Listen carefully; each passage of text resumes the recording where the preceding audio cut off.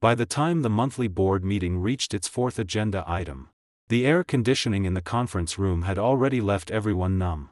Documents were spread across both sides of the long table. The first three items had been budget revisions and subsidiary receivables. Back and forth arguments that dragged on until even Douglas Carter could no longer be bothered to lift his eyes. He simply held his glass and drank slowly, looking as if he were waiting for the meeting to end. Unfortunately, that was exactly when Vanessa Grant opened the blue folder beside her. Her tone was light, as if she were bringing up something ordinary at home. Fourth item. Regarding the follow-up coordination of the $450 million project, I propose an internal optimization adjustment. The moment she said it, Ethan Walker lifted his eyes. He sat at the far end of the long table. It was not a central position. His expression was calm, and the black pen between his fingers did not move. Vanessa did not look at him. She continued. The project has entered a critical execution phase. Future client communication, supplemental procedures, and execution coordination all require higher frequency and more systematic management. Ethan has worked hard during this period. Going forward, he can shift his focus back to internal operations. As for external coordination, Ryan Lowe will take over. The conference room was quiet for 2 seconds. Those 2 seconds were strange.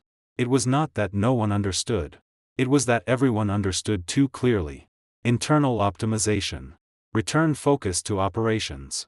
No matter how polished the words sounded, they meant one thing: stripping authority. That $450 million order had been brought back by Ethan alone. Early negotiations, milestone control, client relationships, contract terms, all of it was in his hands. Now that the project had landed, Vanessa wanted to push Ryan in with one sentence. No, not push him in. Let him pick the fruit. Ryan was very cooperative, as if he had been waiting for this moment for a long time.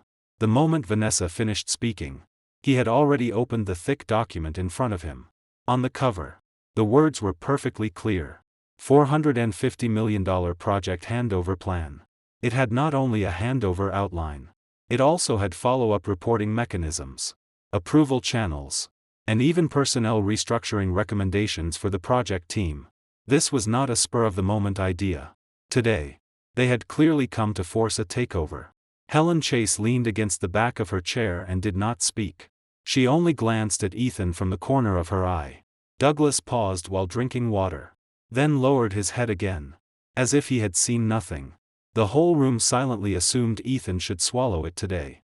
After all, the person making the proposal was Vanessa Grant. She was not only a core decision-maker on the board, she was also Ethan's legal wife. In public, husband and wife were supposed to stand together.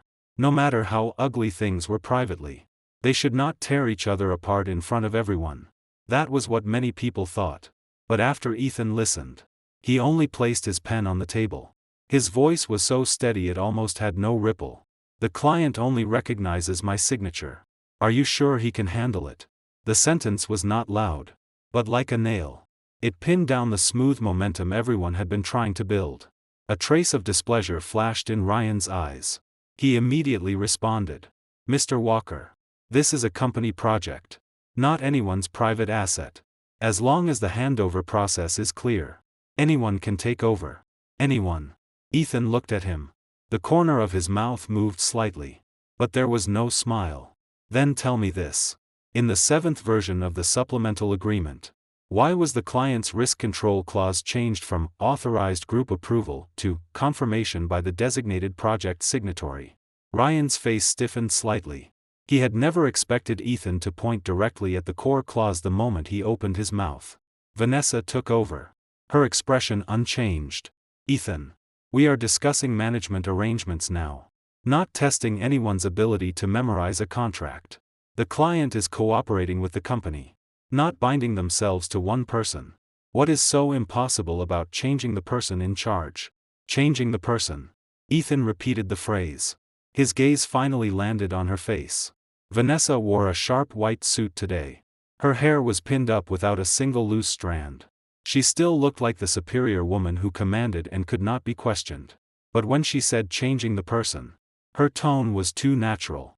So natural it was, as if she were handling an insignificant departmental role. But that was the project he had fought for 8 full months to secure. Countless late-night flights to other cities. Countless rounds of negotiation. Countless dinners. Proposal meetings. And legal reviews. Only then had he finally softened the client's position and brought the deal back. Now, with one light sentence, she wanted to remove him from the game. A fire rose in Ethan's chest. It burned tight. But he did not show it.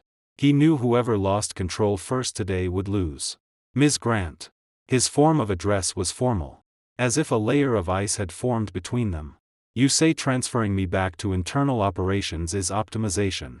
But in reality, you are stripping me of primary responsibility for the project. So I have one question. Have you already communicated this decision to the client? Or do you plan to act first and report later? Vanessa frowned slightly. She disliked him calling her that in public. The company's internal staffing decisions do not require prior approval from the client. Is that so? Ethan looked at her. Then why don't you call Charles Benton now and ask whether he recognizes Ryan Lowe's signature? The moment the name Charles Benton was spoken, the atmosphere in the room sank another level. Douglas stopped drinking water this time. His finger tapped lightly against the glass. Of course, everyone knew who the client's project head was. But daring to lay the client leader's name directly on the boardroom table was not normal discussion. It was a warning before flipping the table. Vanessa's face darkened. Ethan Walker. Are you using the client to pressure the board? I am reminding you not to gamble the company's $450 million project on your pride. The air tightened violently. Ryan closed the handover plan. His voice also cooled. Mr. Walker. Don't speak too absolutely. You being able to sign does not mean no one else can sign. What the board is discussing today is project efficiency. Not your personal book of achievements. Efficiency. Ethan laughed. But the smile never reached his eyes. This handover plan of yours was prepared quickly. You even planned how to break apart the project team. Looks like you didn't find out today that you were taking over. You've been waiting for me to step aside for a while. Ryan's face darkened. I was only preparing a contingency plan. A contingency plan. Ethan's gaze swept over the document. Contingent enough to rearrange the project manager. Legal interface. And payment milestones. Ryan Lowe. Are you taking over the project? Or preparing to pull my whole team out by the roots? Vanessa tapped the table. Her tone now carried obvious pressure. Enough. This is a board meeting. Not a place for you to throw a tantrum. The project belongs to the company. Personnel belong to the group. The board has the right to coordinate and adjust. Ryan taking over is to maximize overall efficiency. Ethan finally leaned back in his chair. His finger tapped the tabletop once. Twice. Then he nodded. As if he understood. Fine. That word was too calm. So calm that Helen lifted her eyes and glanced at him. Vanessa probably thought he had backed down. Her tone eased slightly. Since you have no fundamental objection. Then. I do. Ethan cut her off directly. Vanessa's face went cold on the spot. But Ethan no longer argued with her. He bent down. Picked up the briefcase by his feet. Unzipped it. And pulled out an official letter whose corners had been pressed perfectly flat. White paper. Red seal. With a flick of his wrist, he pushed the letter into the center of the conference table. The paper slid across the wooden surface with a crisp sound. It was not loud. But it landed like a slap across everyone's face. Since you want to discuss replacing someone. Ethan looked at Vanessa. His voice low. Read this first. Vanessa stared at the letter and did not move immediately. Ryan reached for it first. The moment he flipped open the first page, his face changed. The header of the letter showed it had been jointly issued by the client's legal and project management departments. The date was 3 months earlier. The core content had only one point. Based on special risk control requirements for the project. During project execution and the signing of subsequent supplemental agreements, the designated signatory of Party B may not be changed. If a change is required, it must take effect only after written approval by the client's project chief, Charles Benton. The conference room was so quiet only the sound of air conditioning remained. Douglas slowly set down his glass. A look of entertainment finally appeared in his eyes. Helen still said nothing. But she sat up straighter. Silence. At a moment like this, weighed more than any declaration of allegiance. Vanessa took the letter from Ryan. She looked at it for only a few seconds before her fingers froze at the edge of the page. She had not expected Ethan to have this card. Still less had she expected him to hold it until today and throw it in front of the entire board. This letter. Vanessa lifted her head. Her voice cold and hard. Why was it not previously filed with the board? Because until now, no one was stupid enough to forcibly change the signatory in the middle of project execution. Ethan looked at her. His tone was calm. I thought the group at least knew what could be touched and what could not. Ryan's face had already gone a shade paler. But he still forced himself to speak. Even if there is a letter, it is only a unilateral requirement from the client. Company staffing decisions are not the client's business. Are they? Ethan tilted his head and looked at him as if looking at a joke that did not know its own weight. You're right. The client truly cannot dictate company staffing. He paused. His voice suddenly lowered. You can change positions all you want. But first, get Charles Benton's written approval. That light was soft. But the insult inside it was devastating. Ryan's lips moved. He could not respond. Because he knew there was no response. Without Charles Benton's written approval, the handover plan he had prepared so carefully was wastepaper. Forget taking over the project. He did not even qualify to enter the core signing chain. Vanessa closed the letter. The movement was not heavy. But the crisp sound of paper colliding revealed the anger she could no longer contain. Ethan Walker. You deliberately waited until today to show this. Yes. Ethan answered cleanly. Vanessa stared at him. Her gaze growing colder by the second. Ethan met her eyes without avoiding them. If I hadn't shown it, would today have ended with everyone agreeing that I deserved to be sidelined? He pulled at the corner of his mouth. Vanessa Grant. If you want to move me away. Fine. First take over the $450 million risk responsibility too. Then have Ryan sign a written guarantee. Which of you dares? No one answered. Ryan did not dare. And Vanessa could not say she dared at a time like this. Because everyone present understood. $450 million was not a number that could be brushed aside with the phrase efficiency optimization. If something truly went wrong, whoever signed would bear the responsibility. What Ethan held in his hand was not just project signing authority. It was a responsibility gate no one dared touch carelessly. Douglas cleared his throat and finally spoke slowly. Since the client has a clear letter, the replacement matter should be handled cautiously. The project is now in a critical phase. We shouldn't let internal adjustments affect external performance. The words were smooth. He offended no one. But his meaning was already clear. He was no longer standing on Vanessa's side. Helen also added. Since written client rules are involved, I suggest this item be deferred. Legal should verify the letter first. Then we can revisit it. The word deferred fell. Vanessa's plan to finalize the decision through the board today was completely destroyed. Ryan's $450 million project handover plan lay on the table. Thick and carefully prepared. Now it looked like a joke. He had prepared it for so long. Even the project team list had been rearranged. In the end, he could not even cross the threshold. Ethan looked at that plan. His eyes were cold. 3 years. This man had entered and exited the group under the title of management support for 3 years. Vanessa had given him more and more authority. In many situations, she trusted him even more than she trusted Ethan. Her husband. Ethan had not refused to endure.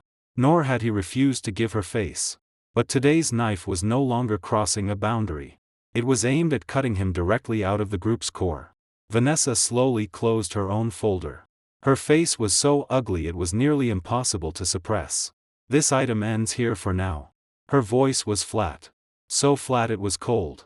After legal verifies the letter, we will make further arrangements. Good. Ethan nodded. Then before the verification result comes out, all external signing and communication authority for this project will continue according to the original mechanism. Please write that clearly in the meeting minutes. So no one misunderstands. The back of Vanessa's hand tightened for a moment. That sentence was another public cut. Today, not only had she failed to replace him, she now had to watch him nail the word sole signing authority into the meeting minutes. And she could not refute it. Because whoever refuted it would have to bear the consequences of clashing with the client. Meeting adjourned. Vanessa stood. The chair legs scraped against the floor with an unpleasant sound. She did not look at Ethan again. Holding her folder, she left the conference room directly. Ryan's face was iron blue. As he collected his handover plan, the embarrassment in his movements was impossible to hide. When he passed Ethan, he stopped and lowered his voice. Don't get proud too early. Ethan did not even lift his head. Touch a core document first. Then come say that to me. Ryan's face shifted between blue and white. In the end, he could not reply. He turned and followed Vanessa out. Douglas stood, slowly straightening his sleeves, as if he had not had enough of the show. Before leaving, he glanced meaningfully at Ethan. Young man, don't let your temper get too hot. Mixing family matters and business tends to cause trouble. Ethan looked at him. Thank you for the reminder, Director Carter. Douglas smiled and said nothing more. Helen was the last to collect her documents. When she passed him, she paused for half a second and said only one sentence. That letter was worth saving. Then she left too. The conference room door closed. Only Ethan remained inside. He sat still, staring at the faint mark the letter had left on the tabletop as it slid across. His fingers slowly tightened. On the surface, he had won this round. The replacement proposal had been blocked. Ryan had become a joke on the spot. Vanessa had been forced back publicly for the first time. But Ethan did not feel relaxed at all. Because he knew too clearly. That letter could protect his signing authority today. But it could not protect things that had already rotted open. Vanessa daring to move against him directly in a board meeting meant she no longer intended to preserve any marital face. Ryan daring to prepare a handover plan in such detail meant they had not acted on a whim. They had long planned how to sideline him step by step. They failed today. They would only become more anxious. And more ruthless. Ethan put the official letter back into his briefcase. Stood. And pushed open the conference room door. The floor-to-ceiling window at the end of the corridor reflected the afternoon light. Bright enough to hurt the eyes. People came and went outside. Secretaries, assistants, administrative staff all walked with lowered heads, as if they knew nothing. But there was clearly a strange atmosphere that could no longer be suppressed. Marriage. Power. A $450 million project. Today's meeting had torn the crack open on the table. Ethan stood in the corridor. No emotion showed on his face. But his eyes were cold. He had protected the signing authority. He had taken back the initiative. But he knew this was only the beginning. Vanessa and Ryan had been forced to stop in public. They would never let it end here. Next, what they would move against was probably not only the project. When the car door closed, the back seat felt as if all oxygen had been pulled out. Ethan leaned against the seat. Neon lights flashed across his side profile through the window. His expression was terrifyingly calm. The noise from the board meeting, the verbal sparring, the polite words hiding knives, they still seemed to hang in the car, pressing down heavily. Vanessa sat beside him. Her fingertips rested on the edge of her bag. They moved several times. In the end, she still did not speak first. 20 minutes passed. The driver did not dare breathe loudly. He only stared straight at the road. Ethan looked out the window. But his mind was clearer than ever. He had already seen it. The scene at today's board meeting had not been a sudden idea from Vanessa. Nor had it been a momentary emotional decision. She had calculated the timing. Calculated that the project had just landed and external stability was not yet complete. She wanted to use that chance to push Ryan in. Pick the fruit. And hollow out Ethan's authority. If he had not produced the prior documentation chain and the client memo on the spot. Placing the key approval nodes directly on the table. The person walking out of that conference room with an ugly face would not have been Vanessa. It would have been Ethan Walker. The project lead.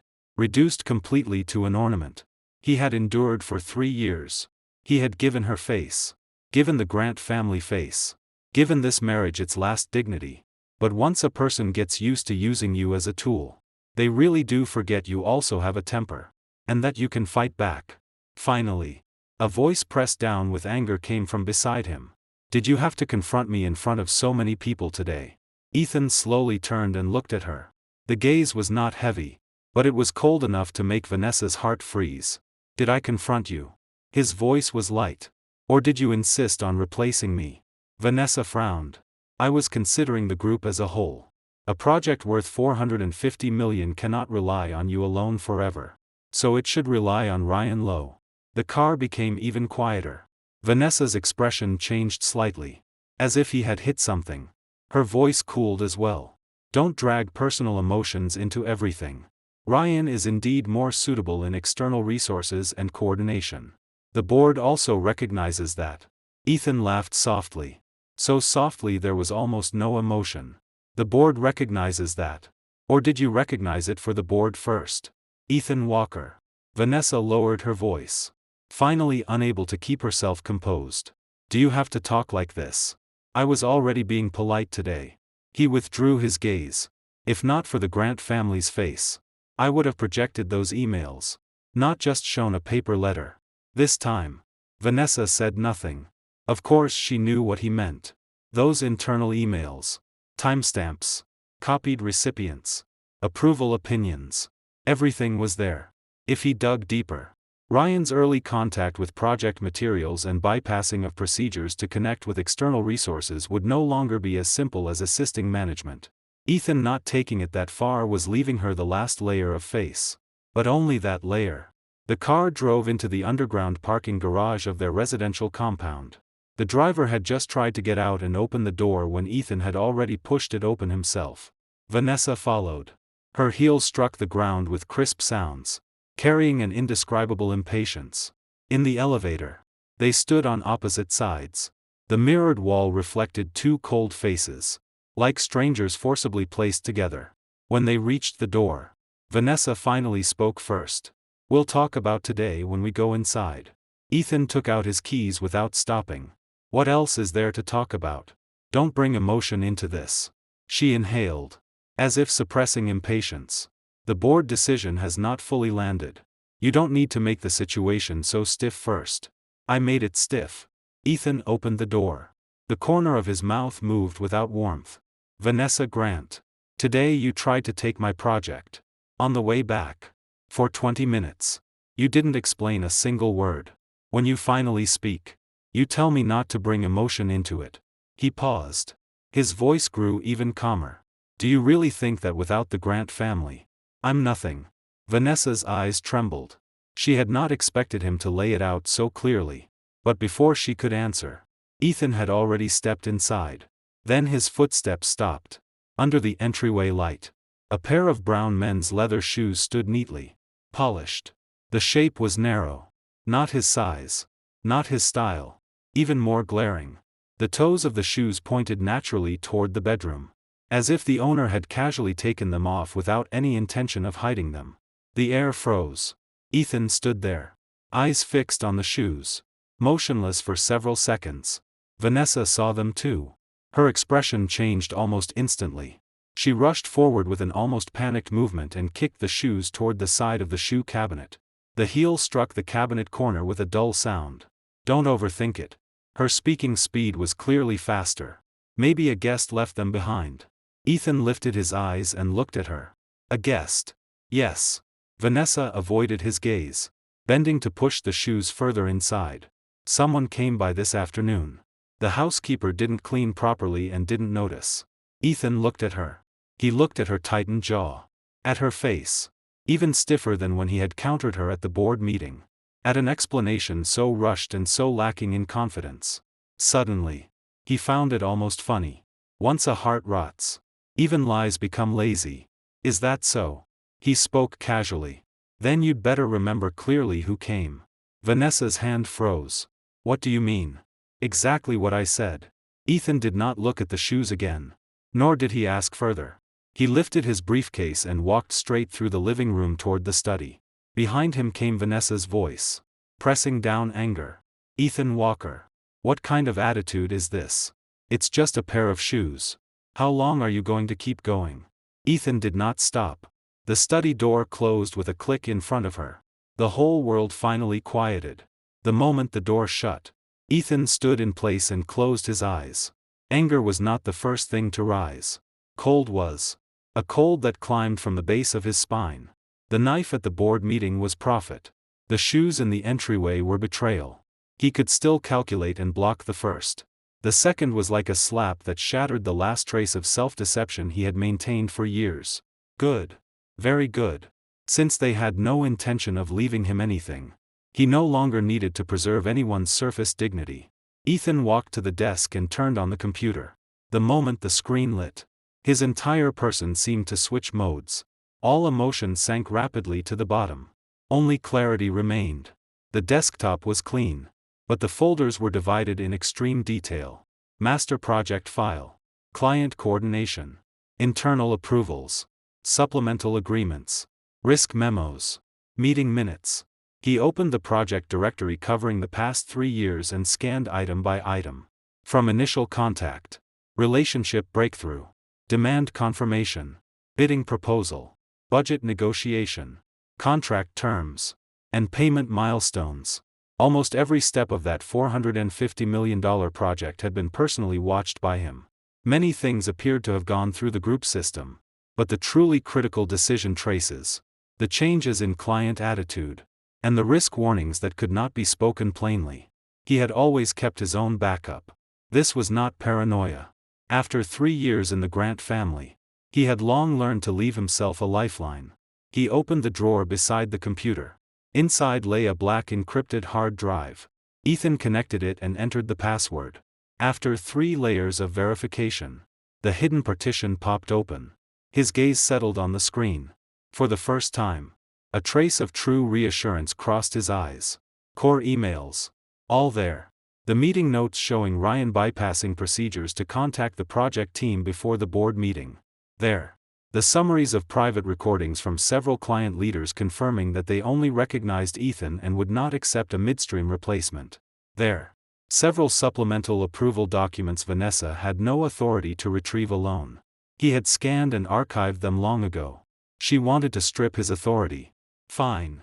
But first, she had to be able to take it. Right now, the most important lifelines remained in his hands. A faint, cold smile finally pressed itself onto Ethan's mouth. Want to step on him like a ladder. Then she should not blame him for removing the ladder tonight. He picked up his phone, found Clara Bennett's number, and dialed directly. The call connected quickly. Hello. Clara's voice was clear, as if she was still working. Ethan did not circle around. Help me register a company. As fast as possible. The other side was silent for half a second. Now. Clara heard something wrong in his tone and did not ask nonsense. Name. Dawn Reach Consulting. Business scope. Project Management Consulting. Business Consulting. Market Strategy. Enterprise Management Services. As Ethan spoke, he quickly wrote several keywords on paper. Build a clean shell first. Set up the company account and basic qualifications as soon as possible. I'll supplement the materials later. Legal representative. Myself. Clara was decisive. Fine. I'll have people start the expedited process immediately. Are you going independent? Or building an exit? He said the 4 words very calmly. But the calmness carried weight. Clara did not ask about his marriage or the board meeting. She had known Ethan for years and knew he was not impulsive. If he said building an exit, it meant the situation had rotted beyond waiting.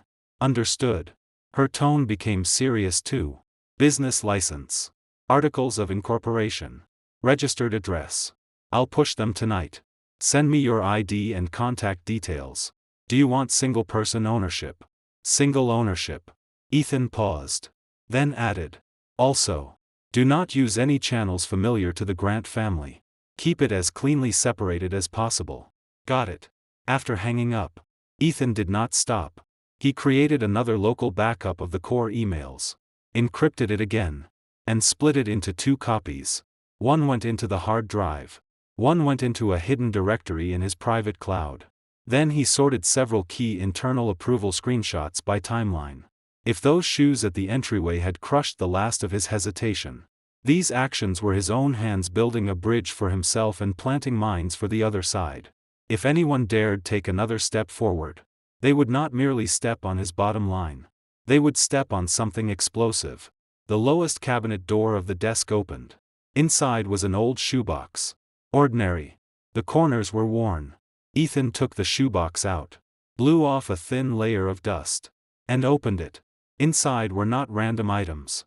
They were stacks of carefully organized paper documents, client-signed copies, early communication memos, handwritten notes from several key meetings, and 2 supplemental confirmations he had specifically asked the client's project head to sign back then, in order to prevent internal wrangling in the group. These papers usually looked unimpressive, but once project ownership, leadership authority, or process responsibility became disputed, every page could bite. He flipped through the documents one by one, confirmed everything was correct, and pulled out several sticky notes, client key signatures, process responsibility chain, internal overreach traces, backup evidence. After attaching the last note, his fingers lightly tapped the edge of the shoebox. The fire that had burned from the entryway until now gradually sank into a sharp kind of satisfaction. Vanessa thought he would lose control after seeing those shoes. That he would argue, make noise, chase after her demanding an explanation like a betrayed husband. She was wrong. The most valuable thing now was not her explanation. Not the truth or falsehood behind her so-called guest. Not that marriage that had already rotted through. It was the project. The evidence. The initiative he still held in his hand. Faint footsteps sounded outside the door. Vanessa seemed to stop outside the study. She paused for a few seconds, then walked away. She probably still thought that if tonight passed, tomorrow she could say a few soft words, or continue using group affairs to press him, and the matter could still be muddled through.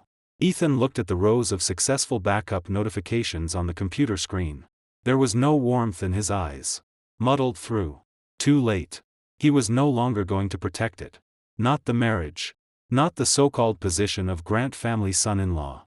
From tonight on, he would protect only what was his. Time passed slowly. The study light shone white. Ethan removed the encrypted drive and placed it in the innermost layer of his briefcase. Then he resealed the old shoebox and pushed it back to the bottom of the shelf, deeper and more hidden than before. When all was done, he sat back in the chair and exhaled. Outside the window, all was quiet. Quiet like the dead silence before a storm. But in his heart, for the first time, there was a clarity almost painful in its sharpness. Once many things were seen clearly. They were no longer difficult. Vanessa had failed to replace him at the board meeting. Then back home, she had used a light a guest left his shoes to brush him off. She thought she could keep both sides. Take the project. Keep the surface stability of the marriage. But she did not know that from the moment she kicked that pair of shoes behind the shoe cabinet, Ethan had already withdrawn from this relationship. Next, if she knew her place, everyone could still follow the rules. If she still dared move the project, if she still dared extend her hand over his head together with Ryan, then he would not simply block once. At the president's office work area, Vanessa stood in the middle of the cubicles. Her voice was not loud, but it made a whole row of keyboards stop for half a second. Send it. Ryan sat in front of the computer. His palms were sweating, but his face still held that calm expression. Ms. Grant, I've already changed the wording according to your instructions.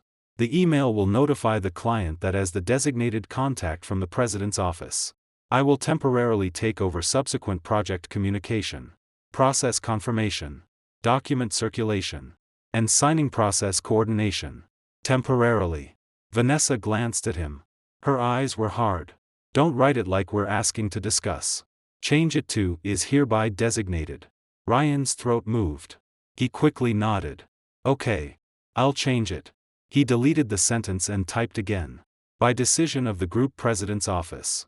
Effective immediately.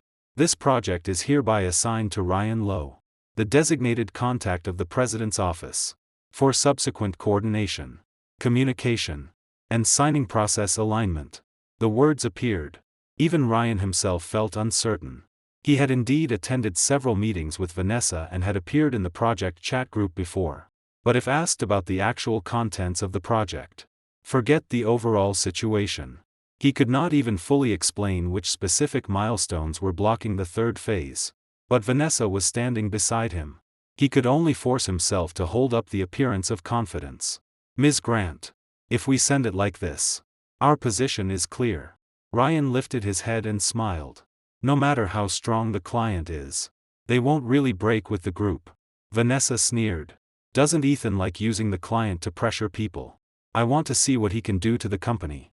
The moment those words fell, several secretaries in the work area even lightened their breathing. No one dared respond. Everyone had heard about the board meeting. Ethan had publicly brought out Charles Benton's name and forced the replacement proposal down. Now Vanessa was pushing Ryan forward despite that letter from the board meeting. She clearly intended to fight Ethan to the end. Ryan was encouraged by her sentence. He clicked the mouse. Email sent. Sent. Vanessa said nothing. Her eyes remained on the screen, as if waiting for something. 1 minute. 2 minutes.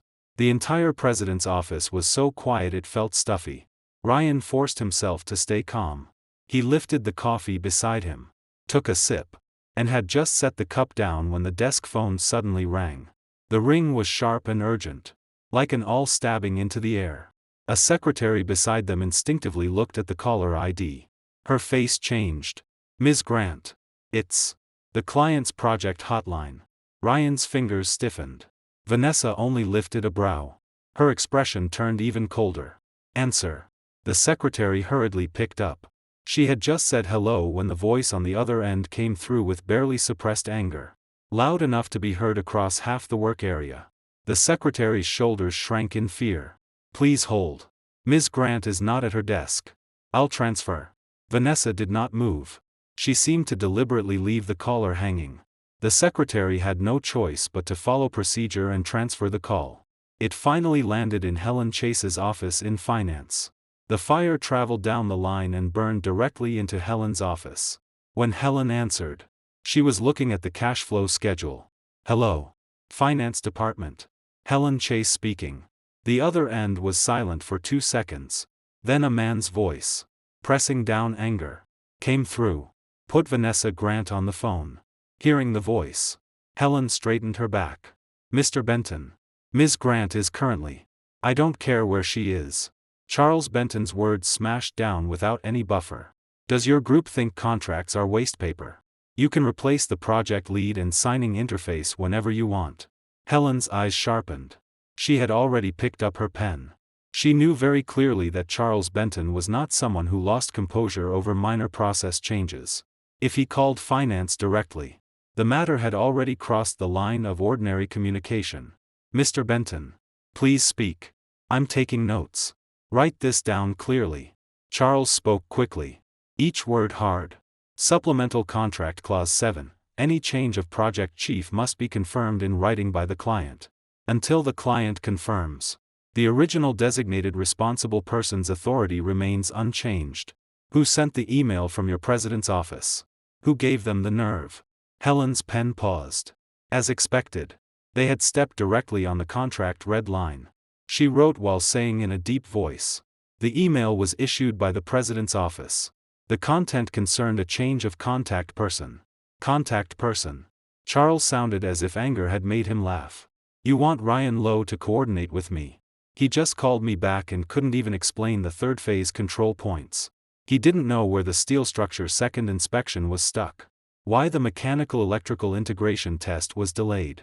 Or how many versions of the design change order had accumulated. All he could do was repeat company decision. Helen's eyelid twitched. The fire on the other end continued to rise. Tell Vanessa Grant this project is not something she can take over by changing a seat and a title in her office. Last year during the typhoon, when the general contractor, subcontractors, and supervision team all fell into chaos, who stayed on site for 48 hours and forced the stalled milestone back on track? It was Ethan Walker. Not that secretary beside her who only knows how to recite prepared lines. The final sentence almost had the force of a hand slamming a table. Helen remained silent for 2 seconds and wrote down every word. Charles clearly had no intention of stopping. Write down one more sentence and pass it to her exactly as I say it.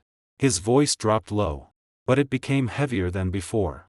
If Ethan Walker leaves, your group can forget about the remaining $120 million final payment. I, Charles Benton, am putting my words here today. Without him, I will not sign off on the subsequent acceptance and payment process for this project. Helen's hand tightened around the pen. $120 million. This was not a number that could be dismissed as anger. The group's funding lines for this year depended heavily on this project's payment collection. Once the final payment was stuck, the financial statements would tear open a huge hole, and cash flow would immediately be stretched to its limit. Mr. Benton. Helen's voice also deepened. You mean the client officially disagrees with the change? It's not disagreement. It's this: before Ethan Walker signs off and before the client confirms in writing, I recognize no one else. Charles paused, then added another cut. And tell Ryan Lowe not to call me again. It wastes my time. The call ended. Helen's office was left in oppressive silence. She lowered her head and looked at the full page of notes. For a long time, she did not move. She had worked with Ethan for more than a day or two. From project initiation, bidding, schedule recovery, and then several supplemental agreements. She had seen every payment, every milestone fight. Others saw that the project had succeeded. She saw the person who had stayed on site during a typhoon and carried the nearly broken schedule line back inch by inch. That person was Ethan Walker. Now, the president's office wanted to erase him with one email and replace him with a person who had never truly been on site. Helen capped her pen, picked up the note sheet, and left the office.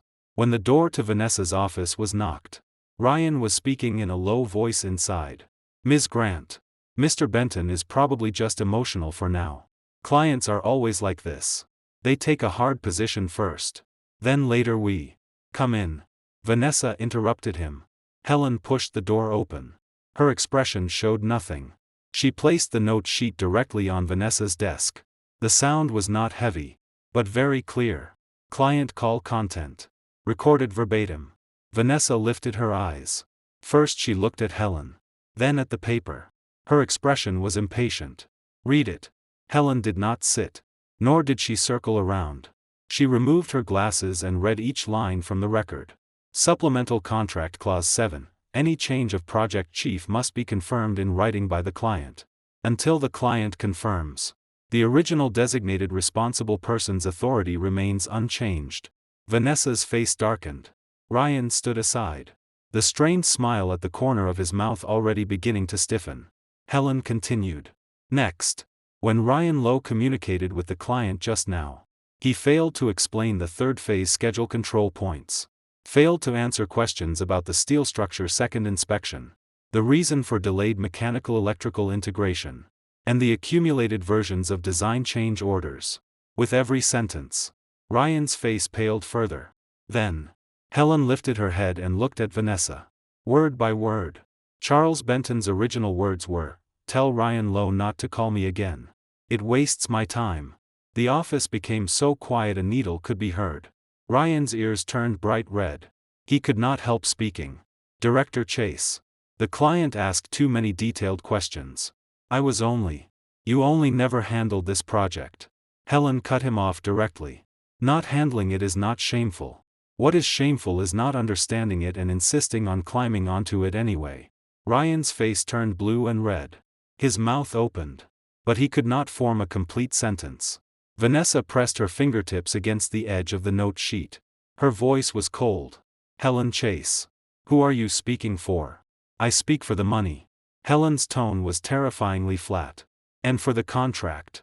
Her finger landed on the final line. Ms. Grant. You'd better read Charles Benton's last sentence yourself. Vanessa lowered her gaze.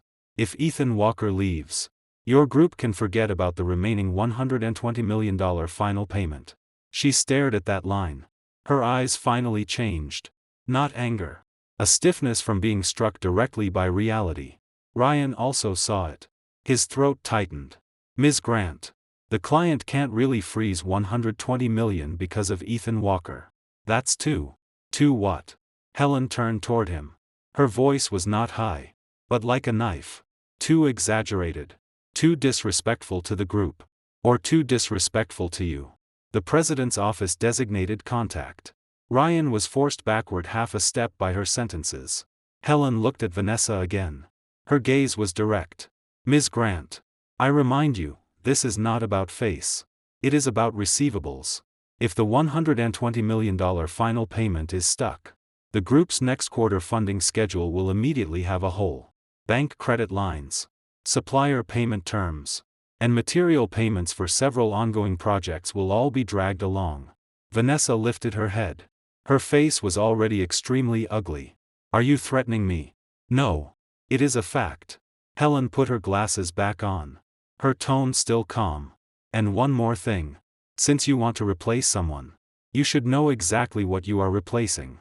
She stared at Vanessa and asked slowly. Last year during the typhoon, when the site was sealed overnight, outside vehicles couldn't enter. Tower cranes stopped. And the supervising engineer was preparing to sign a suspension letter. Who stayed at the site for 48 hours and recovered that milestone? You know. Does Ryan know? The sentence tore through the last cover. Vanessa pressed her lips together and did not speak. Ryan's face changed completely. Of course he did not know. He only knew that during that period, Vanessa came home late and occasionally mentioned the project was difficult. Mentioned that Ethan had not returned home for days. But the specifics. He had never truly cared. No one had told him what those milestones meant. Helen looked at him and added another cut. Does he know how many days that typhoon disrupted sea shipping arrival? Does he know who negotiated the temporary replacement supplier? Does he know how long the entire acceptance line would have been delayed if that schedule had not been recovered? Ryan's throat tightened. Sweat began to form on his forehead. He could not answer a single one. Vanessa held the note sheet. Her knuckles slowly turned white.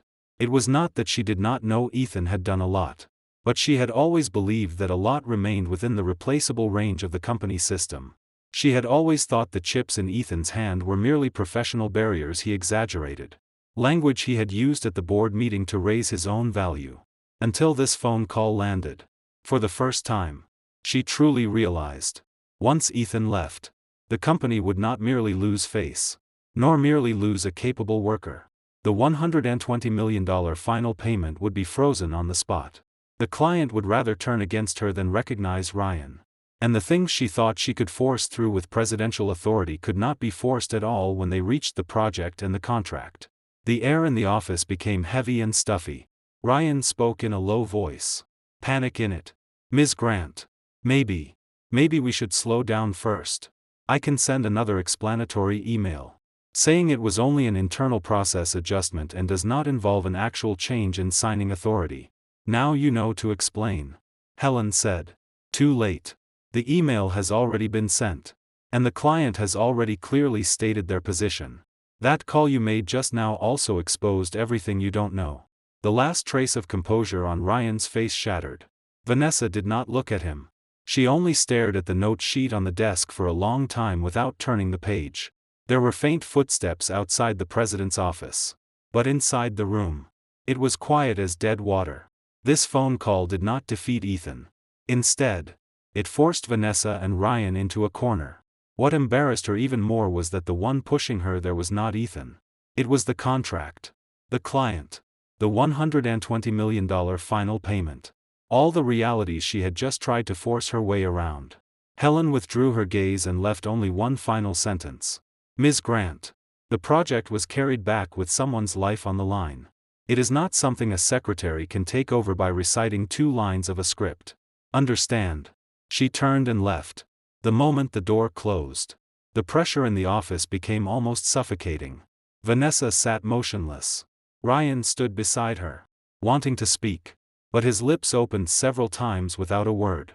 The note sheet on the desk lay there like a knife, flat and quiet, cutting away their dignity and confidence layer by layer.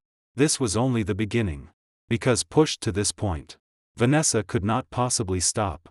She would only want even more desperately to prove that Ethan was not irreplaceable, and that she had not been wrong. But the more she acted that way, the greater the next disaster would be, and the more humiliating. At 8:27 the next morning, Ethan swiped his card into the group's project operations department. He was 10 minutes earlier than usual.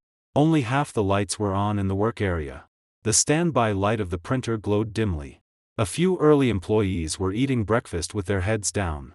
When they saw him come in, their movements paused. Then they immediately withdrew their gazes. Yesterday's client call had already made the whole floor understand one thing.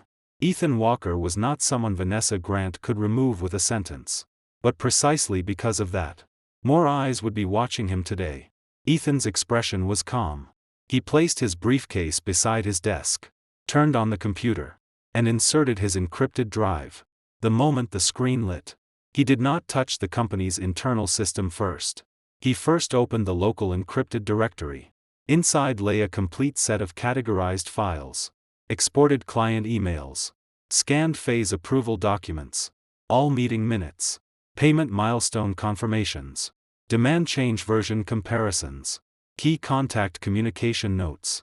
Individually, none of these things was earth-shattering, but once linked into a complete chain, whoever held it held the project's true voice. Ryan dared act like he understood at the meeting yesterday only because outsiders looking at a project could only see process charts and Gantt charts. The things that truly locked a project were never the few visible documents. They were people, relationships, knowing which email sat behind whose temper, whose red line, whose decision-making habits. Ethan's fingers moved quickly across the keyboard. He logged into an external encrypted transmission port. There was only one receiving side. A dedicated server space Clara's company had opened temporarily. Last night, she had replied with only one sentence. "Protect what needs protecting first. I'll keep the traces clean for you." Ethan's eyes darkened slightly. He stopped thinking and began transferring. The progress bar moved forward little by little. 12%, 27%, 43%. As he watched the transfer, he opened the company email. The inbox contained nearly 3 years of project correspondence. Dense titles, many marked with important stars. Most emails were copied to the project team and had attachments filed through process archives. But the truly core batch, the first-hand emails sent directly to him, received by him alone, and then judged and distributed by him, were the important ones, because those represented the client's original true attitude. Not polished, not relayed, not turned into handover materials, not far behind him. Someone was already watching. Ethan did not need to turn around to know who it was. Sandra Lee. She had worked in operations for 7 years. Her position was not high, but her reach was long. She was best at reading the wind, not doing work. After Vanessa and Ryan suffered such a major setback yesterday, Sandra would absolutely watch Ethan today. Sure enough, in his peripheral vision, Sandra carried coffee and slowly passed the aisle. Her steps were deliberately light, but her eyes kept sweeping across his screen. Ethan acted as if he had not seen her. He first archived all client-related emails by year and milestone. Initial project communication, design change approvals, phase acceptance opinions, payment conditions supplemental notes. The folders were created one by one, clean and clear. Then he selected the batch of emails sent only to him personally, handled by him alone. The mouse paused for 1 second. Delete. The action was decisive. Neither rushed nor panicked. This was not frantic evidence destruction. This was a calculated move to personally cut off the path others might use to probe his foundation.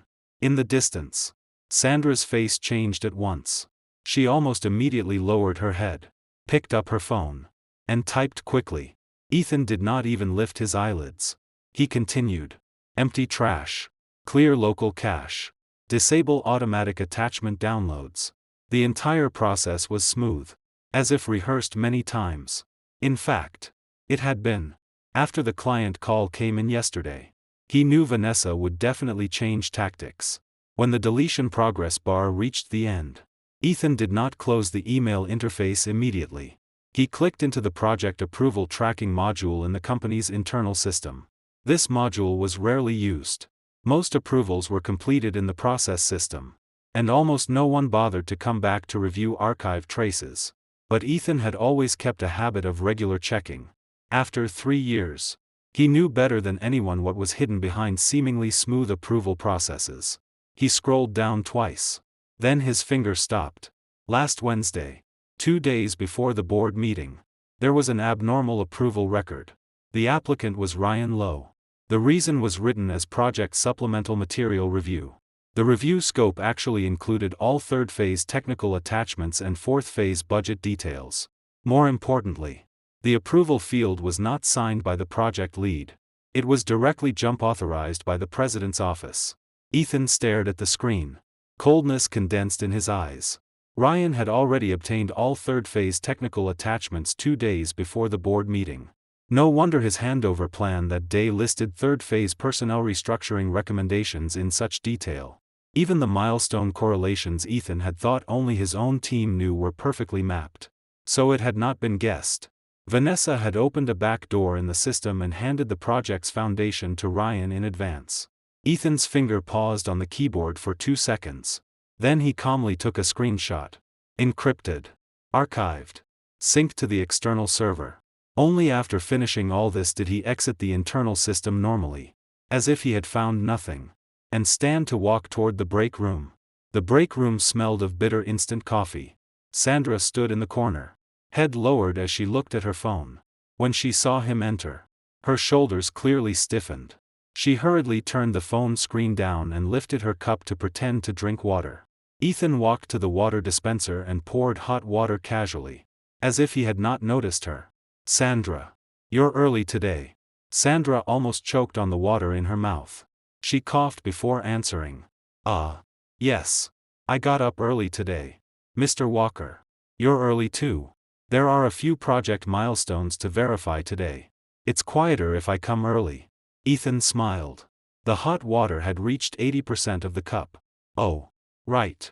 Did Ryan ask you yesterday for third-quarter approval records? Sandra's hand tightened around the cup. Yes.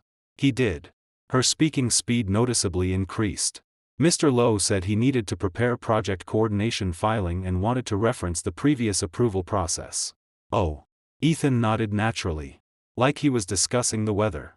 And you gave them to him? I did. Sandra forced out a little smile. After all, it was the president's office asking. I couldn't refuse. Of course. Ethan lifted the cup and took a sip. Steam blurred the expression in his eyes. By the way, Sandra, you've always been careful at work.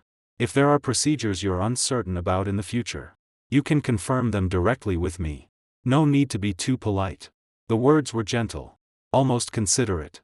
But when Sandra heard them, the hairs on her back stood up. Because when Ethan said those words, his eyes were cold like a blade just pulled from a freezer. Only after he walked away did Sandra dare release the breath she had been holding. Her hand shook as she picked up the phone and quickly sent Ryan a message. Ethan seems to know I helped you pull the approval records. 3 minutes after the message was sent, Ryan replied. Why panic? What can he do even if he knows? It was authorized by the president's office. Sandra stared at the reply. Her finger hovered over the screen for a long time. In the end, she did not dare ask more. But the unease in her heart was not eased at all. If Ethan truly was not panicking, why would he delete his email cleanly so early in the morning? The cleaner he deleted it, the more it showed he was preparing an exit. And a man who starts preparing an exit is often the most dangerous kind. At 9:40 in the morning, the project operations department's morning meeting began as usual. It was called a morning meeting, but it was essentially a few core members sitting around a small conference room, going through the key items for the week against the progress table. Ethan sat at one end of the long table. In front of him lay several printed milestone checklists. Beside him sat Deputy Project Manager Tyler Ford, Technical Lead Old Mike, and 2 younger employees responsible for external coordination. Tyler was in his early 30s and had worked under Ethan for more than 2 years. He was one of the people on the team who could truly carry responsibility. He opened the progress table and pointed out the first issue. Mr. Walker. The second inspection report for the third-phase steel structure installation is still being delayed by the Design Institute. We pushed them 3 times last week. They said the technical lead is on a business trip and the signature has to wait until next week. Next week is too late. Ethan circled the acceptance date with his pen. Engineer Wong's flight is this afternoon. I already spoke with him before he lands. Send me the electronic report. I'll coordinate the signature directly. Tyler froze. You'll directly contact the Design Institute's chief engineer. We've spoken a few times since the typhoon last year. The relationship stayed open. Ethan's tone was flat. Charles Benton also has a good relationship with him. I'll handle it. Old Mike added from the side. Mr. Walker. Also the mechanical electrical integration test. The subcontractor submitted test record is missing 2 data sets. I asked them to supplement twice. And it's still wrong. Ethan turned to the page for mechanical electrical integration. His gaze stopped on the missing items for 2 seconds. The subcontractor changed project managers. Right. Old Mike's eyes widened in surprise. How did you know? They changed last week. The original manager Zhao was transferred to another project. The new one can't even identify the equipment models properly. If the new project manager doesn't understand the situation, bypass their project office and contact their on-site technical lead directly. The data came from him. He knows more than the project manager. Ethan's pen slid downward. Also, tell the subcontractor clearly, if the test record is incomplete, I will not approve the 4th phase advance payment. Old Mike's eyes lit up. That's ruthless. Ethan did not respond to that. His gaze swept across the entire progress table. He pointed out several key nodes, giving clear treatment paths for every issue. The 2 younger employees sitting beside them broke into cold sweat as they listened. Before, they only looked at process tables and could not see where the problems were. Only after Ethan pointed them out did they realize the project was full of hidden traps. Near the end of the meeting, Tyler hesitated before speaking. Mr. Walker. There's something. I don't know whether I should ask. Ask. Everyone in the project team has heard about that client call yesterday. Is the company going to move against our people? The air in the conference room became quiet for a moment. The others also lifted their heads and looked at Ethan. Ethan put down his pen, leaned back, and swept his gaze over them. Are you afraid? Tyler did not answer immediately. Old Mike spoke first. His voice rough. Afraid of what? We've worked with you for 2 years. Everyone knows who carried the project to this point. If the company wants to replace someone, first let's see whether the replacement can hold the field. The 2 younger employees looked at each other. One of them, Leo Young, took the initiative to speak. Mr. Walker. We're not afraid. If you're not here, we don't feel secure doing the work. Ethan looked at them. A feeling he could not clearly describe surged in his chest. But on the surface, he only nodded. His voice was neither high nor low. The project will not fall apart. Do your work well. I'll handle the rest. After the meeting, Tyler was the last to leave. When he passed Ethan, he lowered his voice and asked one question. Mr. Walker. Are you preparing a backup plan? Ethan lifted his head and looked at him. Tyler had worked with him for 2 years and had the sharpest eyes on the team. Things that could not be hidden rarely escaped him. I've made some preparations. Ethan did not deny. What about you? Tyler was silent for 2 seconds, then smiled. If you leave, I'll go with you. Ethan did not reply. He only patted Tyler on the shoulder. No more words were needed. The meaning had arrived. Just after noon, Ethan's phone vibrated. The message was from Clara. Only a few words. The business license for Dawn Reach Consulting is done. Legal representative is you. Registered capital $750,000. Single shareholder. Bank account opens this afternoon. And qualification filings are being expedited. Check the attachment. Ethan opened the attachment.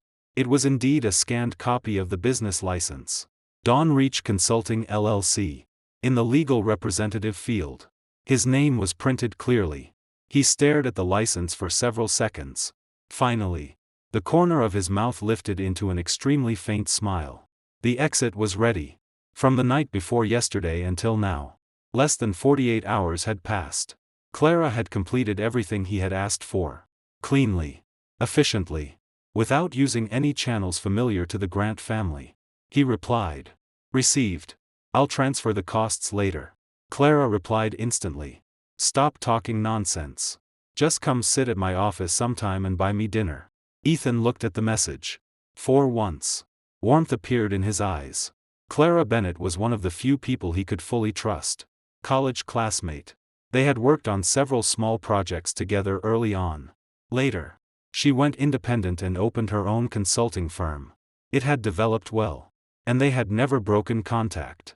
This kind of connection was one of the only things that had not been corroded away during his 3 years in the Grant family. He put the phone back into his pocket. He had just lifted his cafeteria tray and had not yet sat down when someone walked over from the diagonal side. Douglas Carter held a stainless steel cafeteria tray and sat across from him with a smile. "Ethan, you're eating pretty light." Douglas glanced at his plate. "Young people should eat more meat. Don't eat vegetables like an old man." Ethan remained expressionless. He picked up some greens, chewed, and swallowed before speaking. "What brings Director Carter to the cafeteria today?" "What? An old man can't eat in the cafeteria." Douglas smiled until his eyes narrowed.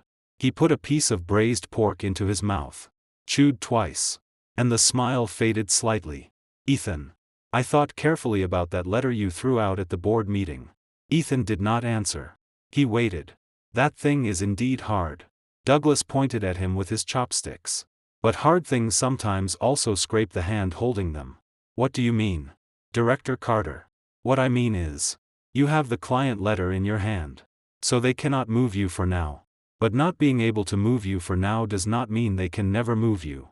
Douglas set down his chopsticks and took a sip of soup. "I understand Vanessa Grant. She was forced back by you in front of so many people. She lost face. She will definitely try to recover from somewhere else. Where do you think she'll move next?" Ethan did not speak.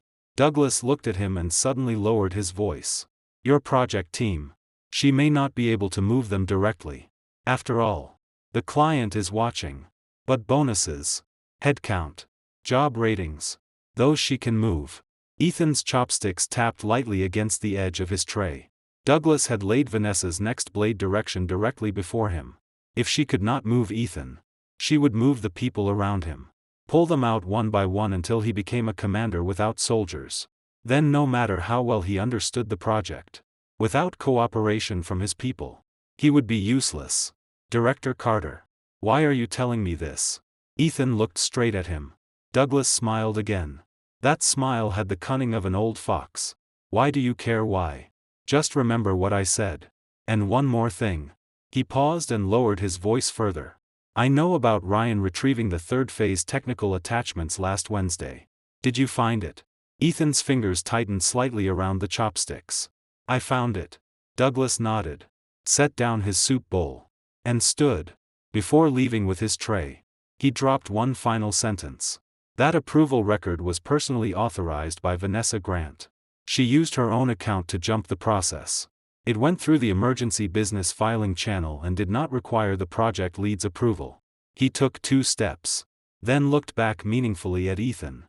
"Use the evidence in your hand when it should be used. Don't be reluctant." Then he left without looking back. Ethan sat in place and stared at the food still left on his tray. His mind turned rapidly. Douglas's visit today was, on the surface, a reminder. In reality, it looked more like handing him a knife. Why help him? Was he dissatisfied with Vanessa's one-person dominance on the board? Or did he simply want to borrow Ethan's hand to create trouble for Vanessa? Or was he also waiting for an opportunity to profit once Ethan and Vanessa completely tore each other apart? No matter what Douglas was calculating, the information he gave was useful. Approval record, Vanessa's personal authorization, emergency business filing channel, bypassing the project lead's approval. Together, these formed a complete internal control loophole chain. Ethan set down his chopsticks, picked up his phone, and sent Clara another message. "Look into someone for me, Douglas Carter. One of the shareholders. See whether he has any recent conflict of interest with Vanessa Grant." After sending it, he picked up the tray again and finished the remaining food in several bites. At 2 in the afternoon, there was a knock on Ethan's office door. Tyler came in. His face looked ugly. "Mr. Walker. Something happened." "Speak." "HR just issued an internal notice. It says, according to group optimization and coordination arrangements, the project operations department's third-quarter performance bonus pool has been cut by 40%. Also, Old Mike's job rating review was held back. He was supposed to be promoted this time, but they forced it into pending." Ethan's pen stopped in midair. As expected, what Douglas had said at noon came faster than he had anticipated. Vanessa had hit a wall with the client. then turned and cut into the project team's performance and promotion. She could not move the project's signing authority and process line. So she moved the direct interests of every person on the team. Old Mike's promotion rating was held down. Tyler's bonus pool was cut. The next step was to push resentment into the team one person at a time. Then slowly break it from the inside. The method was not clever. But it was disgusting enough. How did old Mike react? Ethan asked. He's angry. But he didn't argue. Tyler frowned. But he said one thing. I worked 2 years. The promotion I deserve won't be given. The money I earned won't be paid. What's the point of doing this work? Ethan was silent for several seconds. His fingers tapped the desk twice. Go back and tell old Mike I'll find a way for the job rating. Don't let him clash directly with HR. Tyler nodded. Okay. What about the bonus pool? Don't move on the bonus pool yet. Ethan said. The third quarter performance evaluation result has not been finalized. They cut the pool. Not the amount already confirmed for payment. As long as all project milestones are completed before the end of the third quarter. The actual bonus distribution basis is still written by project operations. When that time comes, we'll use results to speak. Tyler's eyes lit up. So as long as the project milestones are completed, the cut is superficial. The actual payout can still go through the project special channel. Ethan nodded. But only tell old Mike about this. Don't spread it. Tyler accepted the instruction and left. The office became quiet again. Ethan sat in the chair, fingers lightly rubbing the edge of his phone. Vanessa had started moving against his people. He had predicted this move. Douglas had pointed it out at noon. But when it truly landed, the feeling of being slowly strangled still pressed heavily on his chest. However, he looked down at the photo of Dawn Reach Consulting's business license on his screen. In his eyes rose a clarity so cold it was almost cruel. Vanessa was still using the knives of the group system to cut his flesh. But she did not know he was no longer inside that system. No. More accurately, he was ready to pull out of that system at any moment. And the harder her knives cut, the more people they would push to his side. At 4:30 that afternoon, Ethan received a second message from Clara. I checked Douglas Carter. He holds 12% and his main interests are in commercial real estate. Over the past 6 months, group funds have clearly tilted toward headquarters projects. And the real estate division's funding schedule has been delayed 3 times. He publicly opposed Vanessa twice at quarterly funding allocation meetings.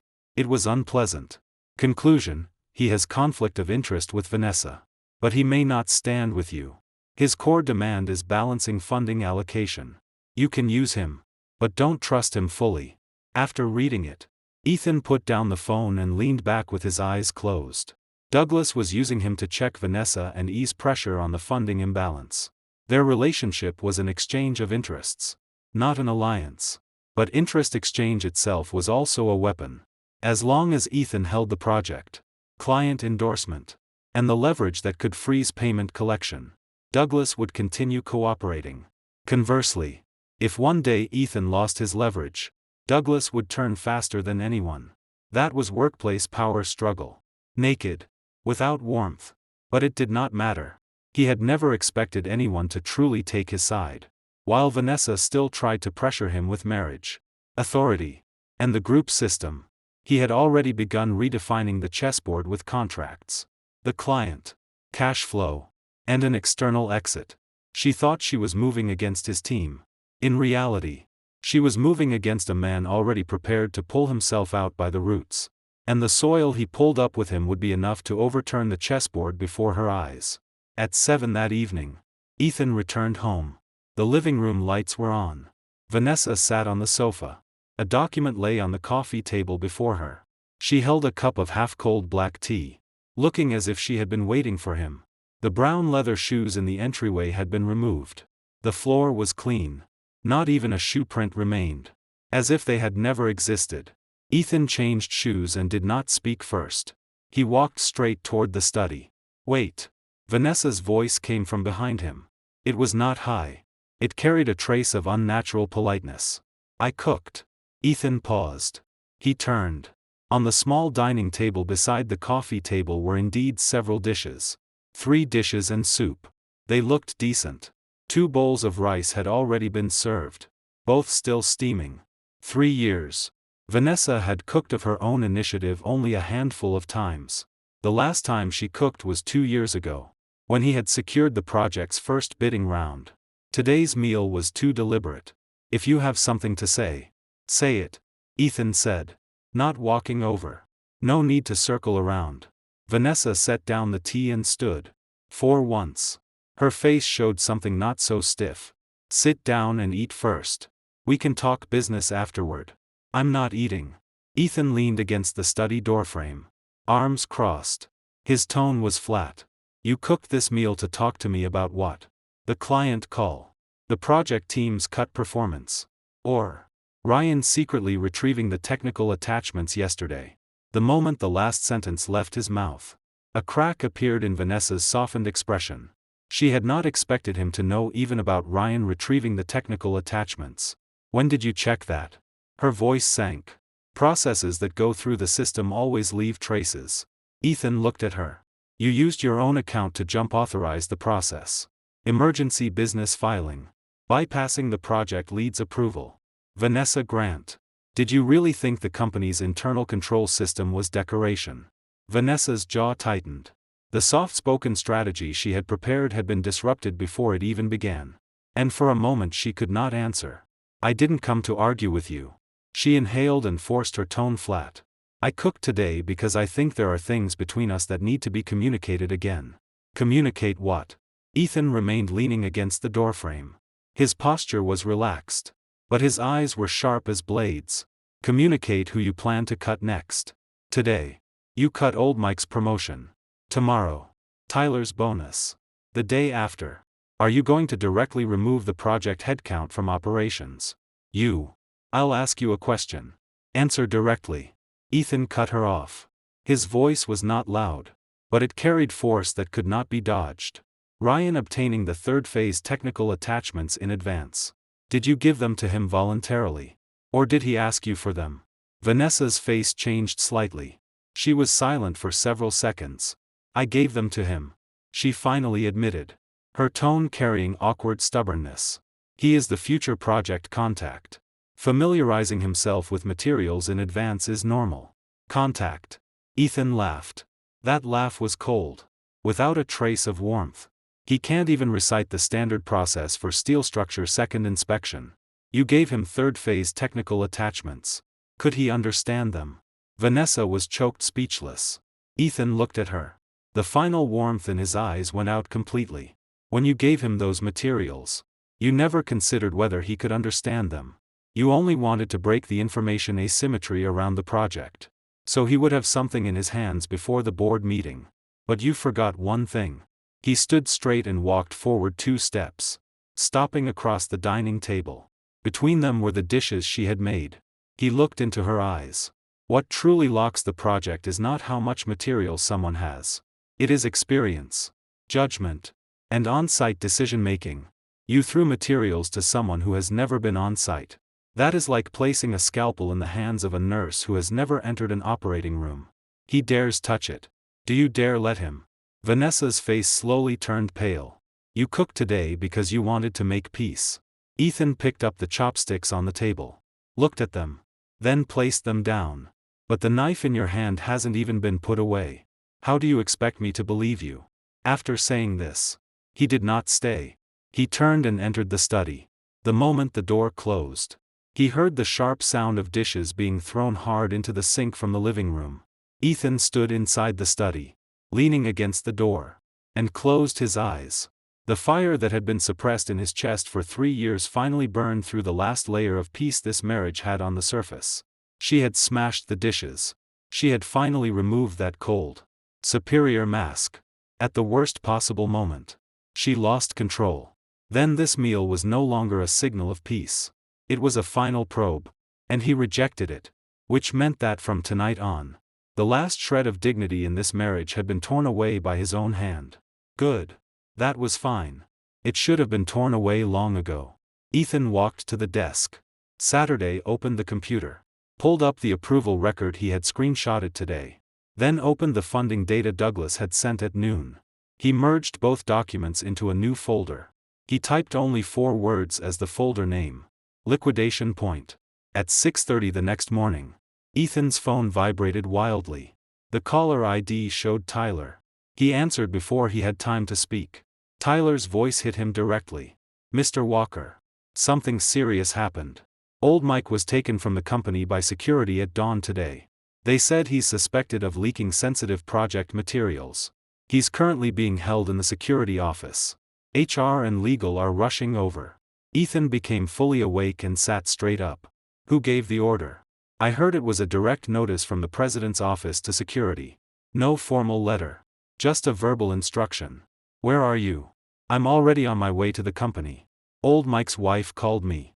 She said Old Mike received a call at 2 in the morning asking him to go to the company to handle an urgent technical issue. But once he got there, they detained him." Ethan got out of bed with the speed of a spring. One hand grabbed his jacket. The other was already dialing Clara. "Clara. Something urgent happened on my side. Help me check whether security received any formal written instruction at dawn. Screenshot whatever trace you can find and send it to me." "Got it." Clara was efficient. She hung up faster than he did. Ethan rushed into the bathroom, washed his face hastily, and left before even tying his shoes properly. As the elevator doors closed, his mind rapidly connected the entire chain. Calling Old Mike to the company at 2 in the morning. No formal letter. Only a verbal notice. Legal and HR present at the same time. This was not an investigation. This was to establish a conclusion. Overnight, Vanessa had changed tactics. From slowly cutting the project team's interests, she had escalated to directly accusing a core technical member of leaking information. Once Old Mike was labeled with that suspicion, the entire technical execution line of project operations would collapse. At that point, she would not even need to replace Ethan. As long as all his team's backbone members were labeled suspected of leaking, the project team would disintegrate by itself. The method was ruthless, and it stepped into the gray area of law and company rules. When Ethan rushed into the company lobby, the receptionist saw his expression and was too frightened to greet him. He went straight to the security office area on the 18th floor. Several people were already standing in the corridor. Ms. Parker from HR, Attorney Lewis from legal, and 2 uniformed outsourced security guards. Tyler stood at the end of the corridor. Anxiety almost poured from his face. "Mr. Walker. Old Mike is inside the small conference room. They won't let him come out or make calls." "Who's inside?" "Attorney Lewis and Ms. Parker are questioning him." Tyler lowered his voice. "When I passed by, I heard them ask why he retrieved the third phase technical attachments last Wednesday. Old Mike said he never did. He said his account must have been stolen." Ethan's pupils contracted violently.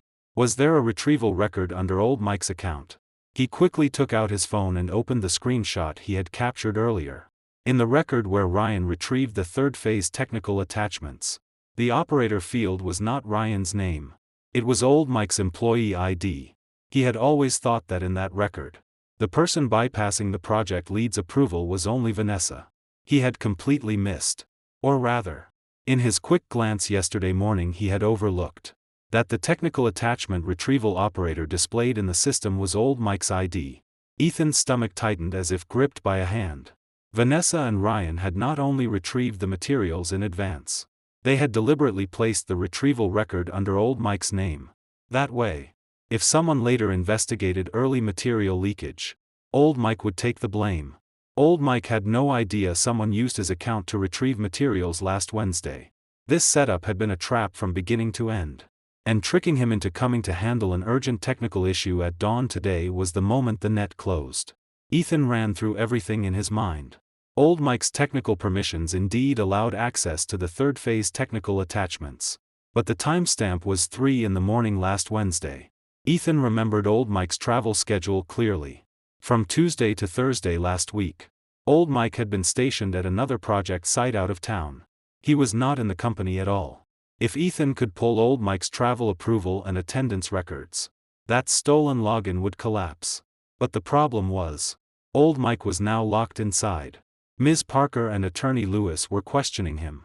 If he said something wrong in panic, or was guided into admitting something, then even if they later proved his account had been stolen, It would be too late. Ethan took a deep breath and pushed open the small conference room door. Everyone inside looked up at him. Old Mike sat on one side of the conference table. His face was gray. His eyes were bloodshot from staying awake. He looked as if he had aged 5 years overnight. Ms. Parker and Attorney Lewis sat opposite him. Several printed system screenshots lay before them. Ms. Parker reacted first.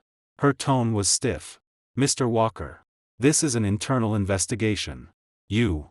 Investigating whom?" Ethan's voice was not high, but every word struck the floor like a nail. Old Mike was stationed at Project A out of town from Tuesday to Thursday last week. His attendance records and travel approval are all in the system. You are questioning him about retrieving technical attachments at 3 in the morning last Wednesday. What do you want him to say? That he grew wings and flew back to log into the system.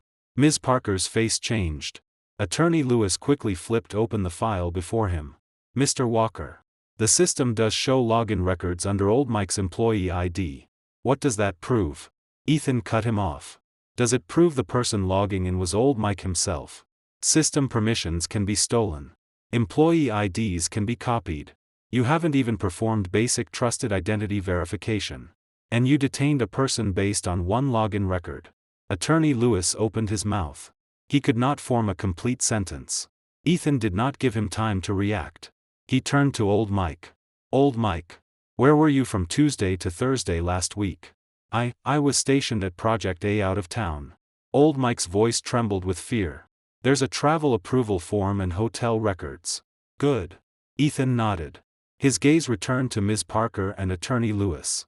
"The travel approval process is stored in the system. Did you check before investigating?" The small conference room was silent except for the air conditioning. Sweat began to appear on Ms. Parker's forehead. Attorney Lewis lowered his head and flipped through the file frantically. After several pages, he finally found Old Mike's travel approval attachment. His expression became very colorful. There is indeed a travel record." His voice grew quieter. "Then let me ask one more thing." Ethan looked at them. His gaze was cold as a blade. "At 2 in the morning. You tricked Old Mike into coming to the company. Whose verbal notice did you use? Was there written authorization? If yes, show it. If not, what you did today constitutes unlawful restriction of personal freedom. I can call the police on the spot." Old Mike suddenly lifted his head and looked at Ethan. His lips trembled.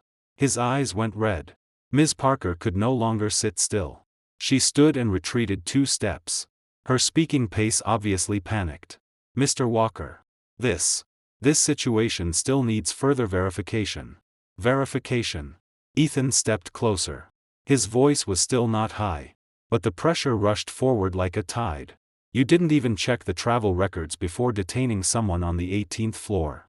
Who gave you the authority? Who gave the order?" "A verbal notice from the president's office. A verbal notice from Vanessa Grant."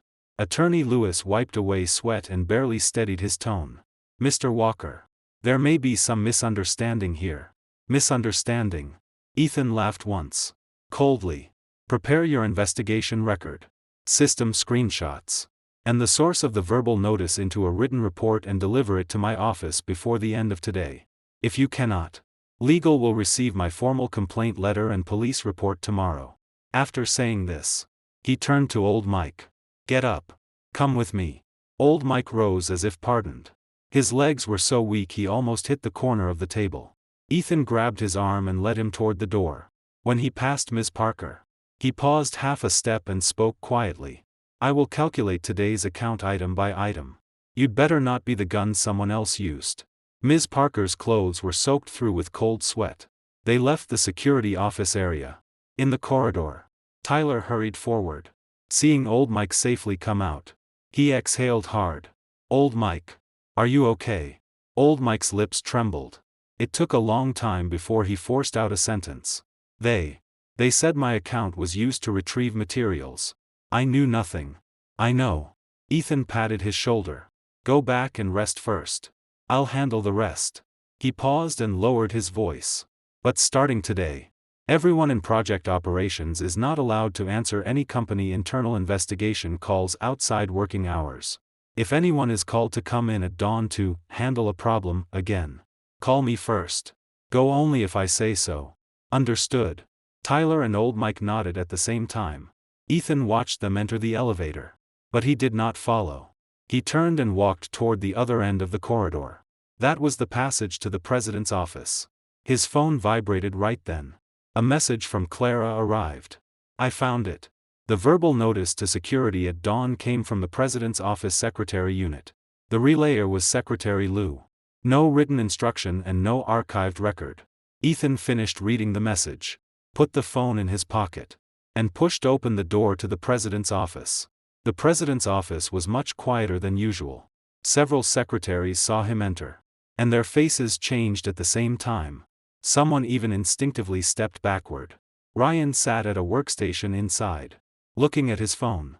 When he saw Ethan come in, he immediately turned the screen face down and stood, expression stiff. Mr. Walker. Is something wrong? Yes. Ethan walked up to him. They were so close Ryan could almost feel the coldness in Ethan's eyes. Old Mike's employee ID was stolen by you to retrieve the third phase technical attachments. Did you know that? Ryan's face went white. His lips trembled. He forced out a smile. What are you talking about?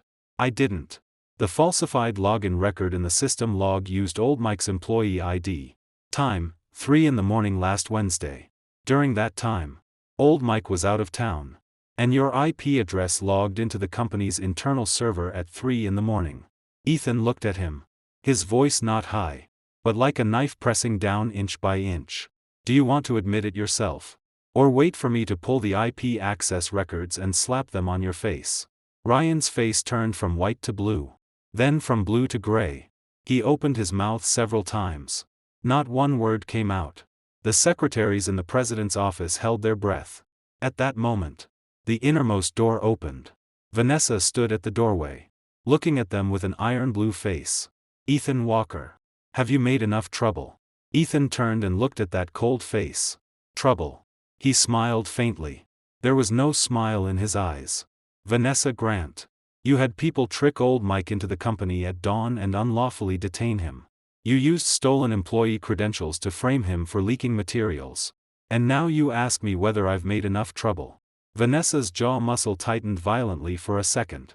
Old Mike is the core technical backbone of the project. You move against him. You move against the whole technical execution chain of the project.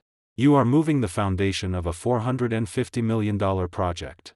And then asking me if I have made enough trouble. The president's office was so quiet that everyone could hear breathing. The secretaries wished they could shrink under their desks. Ryan stood there, sweat rolling from his temple. Finally, he found a gap to speak. Mr. Walker. This is a misunderstanding. I'm not very clear on the retrieval record either. You're not clear. Ethan tilted his head and looked at him. His voice lowered but became sharper. Then tell me, why did you log into the company's internal server at 3 in the morning last Wednesday? Ryan's throat tightened. His pupils contracted sharply. He had logged in. He really had. He thought that as long as the operation record was attached to old Mike's employee ID, no one would trace it back to him. But he forgot one thing. IP access records and employee ID login records are stored in parallel. As long as the internal control system was not completely altered, the two trails would eventually point to the same physical address. And the fixed IP of his workstation had been registered in the group system long ago. You only used old Mike's employee ID to log into the system, took the third phase technical attachments, and hung the login record under his name so that if something happened later, he would take the blame. Ethan looked at his bloodless face and spoke word by word. Ryan Lowe. You can't even understand the technical attachments. Yet you dared do something like this. Where is your brain? Ryan's lips trembled. He seemed nailed in place. Vanessa could no longer bear it and snapped. Ethan Walker. This is the president's office. Not your project operations department. If you want to go crazy, go back to your own office. I'm going crazy. Ethan turned to face her. His gaze was so sharp that she involuntarily stepped back half a step. The instruction for unlawful detention this dawn came from the president's office. The person who stole an employee ID to retrieve materials is sitting in your president's office. And you tell me I'm the one going crazy. Vanessa was forced back another step. Her back struck the doorframe with a dull sound. She gritted her teeth. Her chest rose and fell visibly. Do you have evidence? She finally squeezed out the sentence between her teeth. What you said. Do you have direct evidence? Ethan looked at her. The corner of his mouth lifted into a faint, cold smile. You want evidence? He took out his phone. In front of the entire president's office. He opened the screenshots Clara had sent and turned the bright screen outward. Security office verbal instruction source trace. System IP access time comparison. Old Mike travel approval electronic copy. And another one. Internal network access snapshot showing Ryan's workstation logging into the server at 3 in the morning last Wednesday. One after another. Clear. Is this enough? Ethan looked at Vanessa's face as it lost color inch by inch. His voice was light. As if he were speaking about something irrelevant. If not, I can add more. The legal interface has backups. The client's official letter from last week also states that no one may access project materials without authorization. What you did today. Do you think it is enough to make Charles Benton call again? The calm on Vanessa's face finally shattered. She finally realized. Ethan was holding far more than she had thought. He had not come to the president's office to argue. He had come to flip the table. He tore apart the net she had spent so much effort weaving. One layer at a time. In front of her face. And after tearing it apart, he handed her the shreds and asked, "Is this enough?" Ryan could no longer stand steadily. His legs weakened. He barely avoided falling by holding the edge of the desk. His face was bloodless. His lips trembled violently. It was as if all the spirit in him had been smashed out by a hammer. Ethan Walker. You can't. I can't what? Ethan looked at him. Expose you in public. Call the police. Or send this directly to the client as an official letter. Ryan went mute. He could not answer any of those. Because he knew. Once this reached the client, Ethan did not need to say a single extra word. Just the phrase Party B internal employee stole credentials to access core project materials would give the client the right to terminate cooperation and proceed under breach clauses. 450 million. Destroyed. That consequence was not something Ryan Lowe could bear. Nor could Vanessa Grant. The president's office was deathly quiet. Ethan put the phone away. His gaze finally fell on Vanessa. Vanessa Grant. Listen carefully. His voice was low, yet clear enough for everyone to hear. From today on, if you dare move anyone on my project team again, I will package everything you and Ryan have done into a formal letter and copy every group director and the client's project management committee. He paused and added, I'm not threatening you. I'm notifying you. After saying that, he did not stay. He turned and left the president's office. The moment the door closed behind him, he heard something inside crash to the floor. Probably Vanessa throwing the file rack on her desk. Ethan did not look back. The morning sunlight came in through the floor-to-ceiling window at the end of the corridor. Bright enough to hurt the eyes. He stood in that light. The fire in his chest had finally burned into a sharp and satisfying relief. He had won today. Cleanly. Decisively. Not a single cut had gone astray. But he also knew this was only the beginning of liquidation. Vanessa had been forced to this point. Next, she would only become more desperate. And his Dawn Reach Consulting had already obtained its business license. Qualification filing was underway. Core documents had all been backed up. And the team's backbone members had made their position clear. What he needed to do now was finish everything before Vanessa swung her next knife. At 4 that afternoon, Ethan gathered the core team in the project operations conference room. Tyler Ford, Old Mike, Leo Young, and 2 other core members. 5 people in total. The conference room door was tightly closed. The blinds were lowered. The whole space felt like an isolated island. Ethan went straight to the point. You all saw what happened today. The others exchanged glances. No one spoke. I won't hide the situation inside the group from you. Ethan looked at them. I can protect the project. But I may not be able to protect every person. Vanessa moved against Old Mike today. Next time, it may be Tyler. Or it may be any one of you. Old Mike's face was still a little pale. But his eyes had steadied. Mr. Walker. Just tell us what you're planning. Ethan was silent for 2 seconds. Then he took several printed documents from his briefcase and pushed them to everyone. one by one. The header had only one line. Dawn Reach Consulting LLC. Project Cooperation Invitation. Tyler picked up the document and flipped through 2 pages. His eyes widened. Mr. Walker. This is.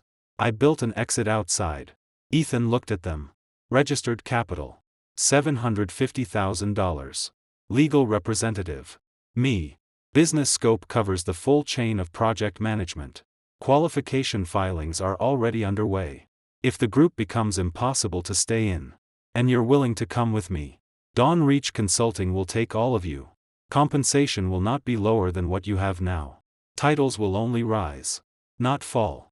The room was quiet for several seconds. Then old Mike spoke first. His voice was hoarse, but decisive. I'll go with you. Tyler folded the invitation letter and put it into his pocket. Smiling. I already said yesterday. If you leave, I leave with you. Leo hesitated for half a second. Then nodded too. I'll go too. The other 2 exchanged glances. One said, give me 2 days to think.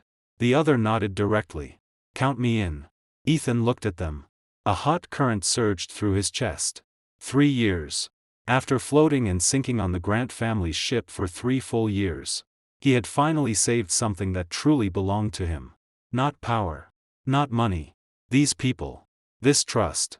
I'll advance the specific arrangement step by step, he said, pulling his voice back. Before that, everyone stay steady in your current positions. Project work continues as usual. I'll handle the client side. When the time is right, I'll arrange everything together. After the meeting, Tyler was the last to leave. Before stepping out, he looked back and asked one question. Mr. Walker, what are you planning to do with Ms. Grant? Ethan sat alone in the empty conference room.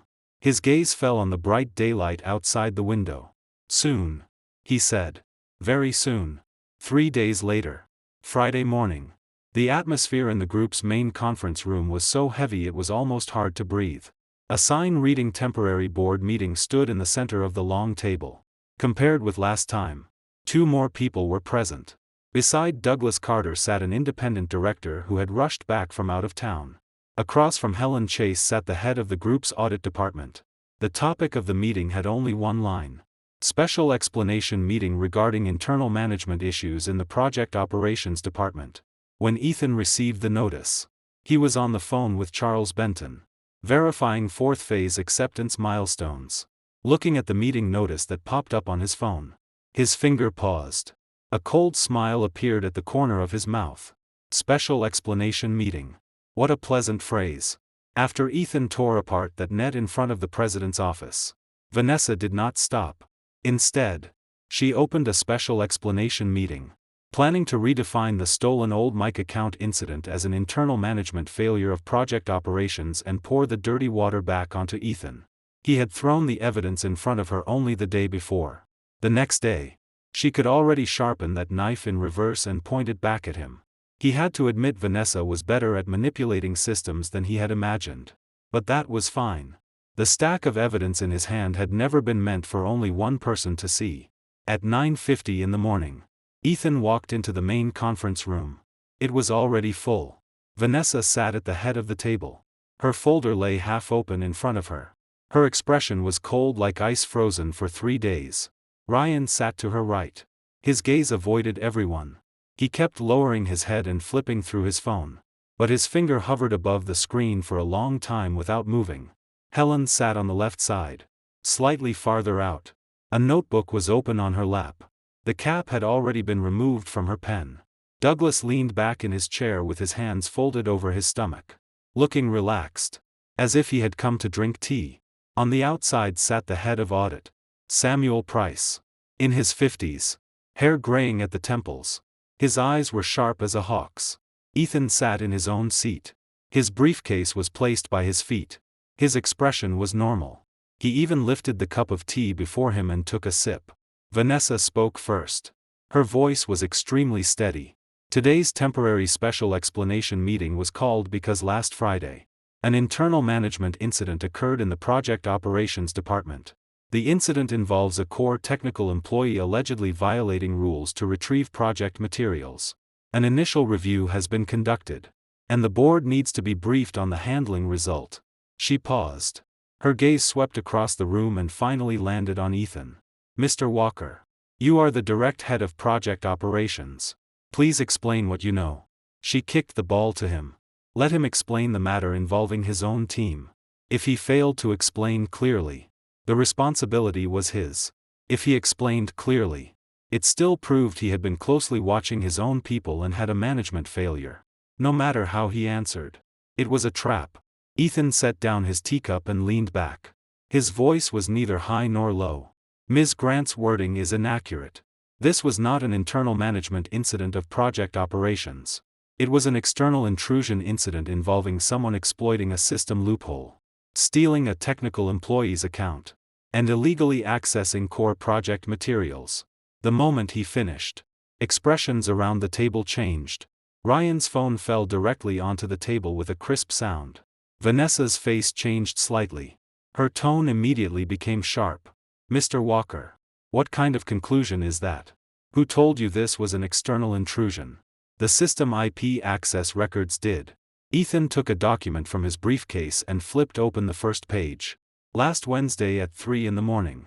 Old Mike from Project Operations was stationed at Project A. His attendance record and travel approval are both archived in the system. At the same time, Old Mike's employee ID logged into the group's internal system and retrieved the third phase technical attachments. The two locations are 600 kilometers apart. So tell me, how did Old Mike do it?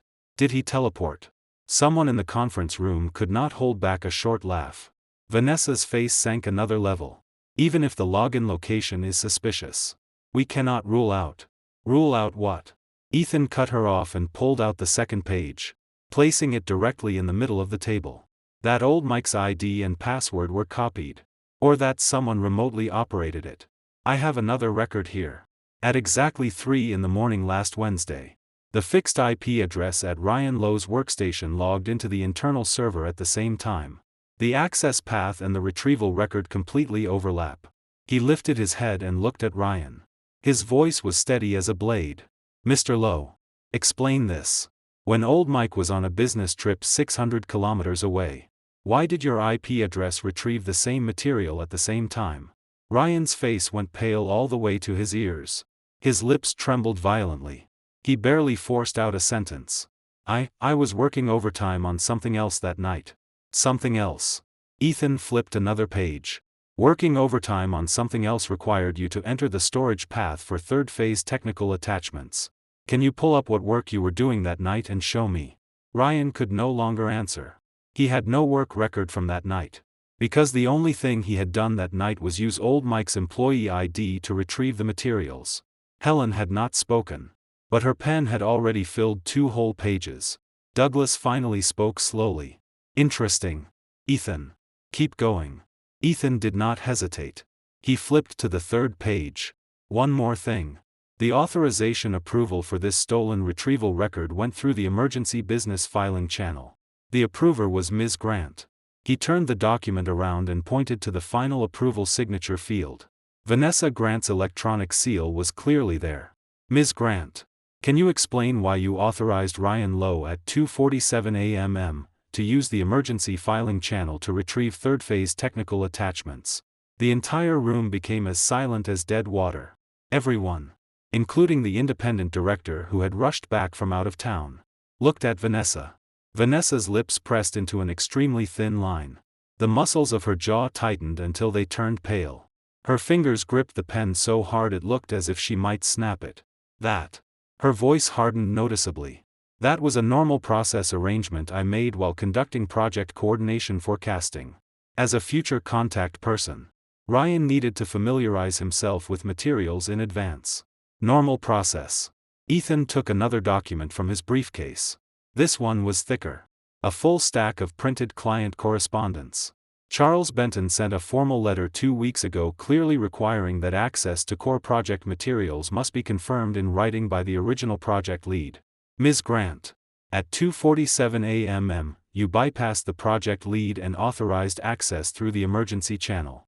You call this normal process? Someone at the table drew in a sharp breath. Samuel Price from Audit finally spoke. His voice was steady. with the cold calm of a professional. "Mr. Walker, do you have backups of these records?" "All of them." Ethan placed the last stack of documents from his briefcase neatly on the table. System log screenshots, IP access records, travel approval forms, client letters, the emergency channel approval chain. Original copies and electronic archives are all complete. If audit wants to conduct an independent review, I can transfer all materials. Samuel nodded. He said nothing else. But the look he gave Vanessa had already gained obvious distance. Vanessa sat at the head of the table. She was like someone placed on a public trial stand. She had wanted to define this as a project operations management failure and put the blame on Ethan. But Ethan had used layer after layer of evidence in front of everyone to overturn the whole matter. The person who stole the employee ID was Ryan. The person who authorized the emergency channel was Vanessa. From beginning to end. It had nothing to do with project operations management. It was the president's office staging and framing one of its own. It was Vanessa and Ryan teaming up to target Ethan's project team. Every person present understood that conclusion clearly. Ryan could no longer sit steadily. He looked as if all bones had been removed from his body. Only by leaning against the chair could he keep from sliding down. Cold sweat covered his forehead. His suit collar was soaked through. His lips had turned an unhealthy gray-white. Vanessa remained silent for a long time. Finally, she forced a sentence through her teeth. "This matter. I will have audit conduct further verification." Verification. Ethan looked at her. For the first time. His tone carried heat he could not fully suppress. "Ms. Grant. This is the channel you approved yourself. These are the traces left in your own system. What else do you want to verify? Whether the electronic seal you pressed at 2:47 a.m. was really pressed by your own hand." Even Douglas lifted a brow at that. Vanessa could no longer endure it. With a sharp clap, she closed the folder in front of her and stood. "Ethan Walker. Are you trying to turn the board into your private courtroom?" "I'm not trying to judge anyone." Ethan stood too. Across the long table. He faced her. His voice was not high, but it carried clearly through the whole room. "I'm trying to make everyone here see exactly who is moving against the foundation of the project. And who is attacking their own people." He looked into her eyes. Each word distinct. "This project was signed back from the client by my own hands. I led my team to stand on the construction site during a typhoon and dragged the schedule back with our lives. You want to pick the fruit. You want to hollow me out.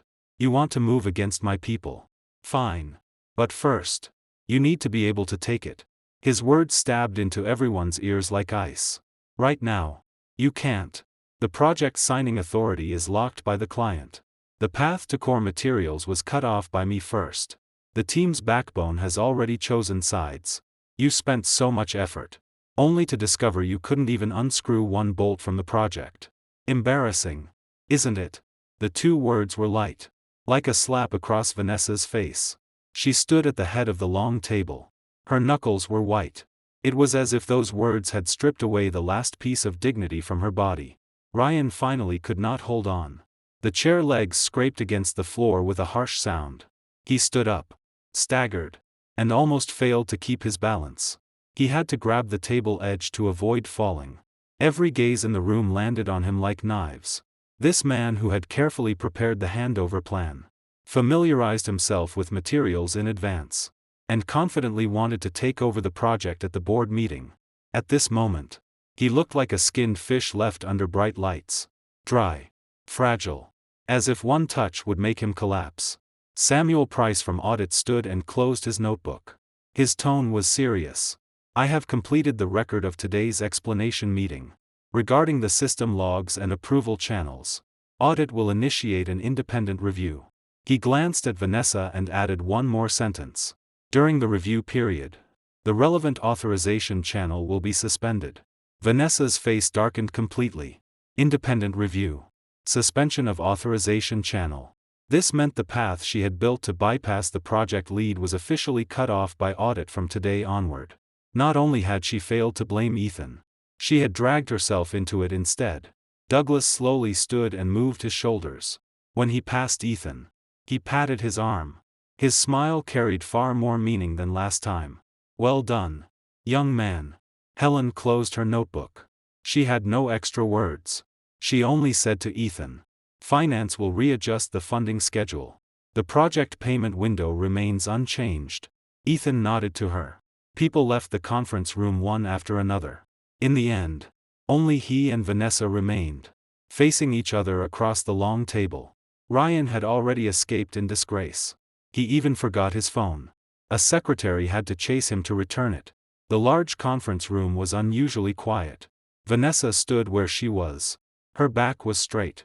But Ethan could see clearly. She was shaking. "You did this. On purpose." She finally spoke. Her voice was hoarse, as if rubbed by sandpaper. "I was forced to." Ethan looked at her. "When you sent people to detain old Mike at dawn, did you think about the consequences? When you opened the emergency channel for Ryan, did you think about the consequences? Vanessa Grant, I have endured you for 3 years. You know exactly how much. I gave you steps down.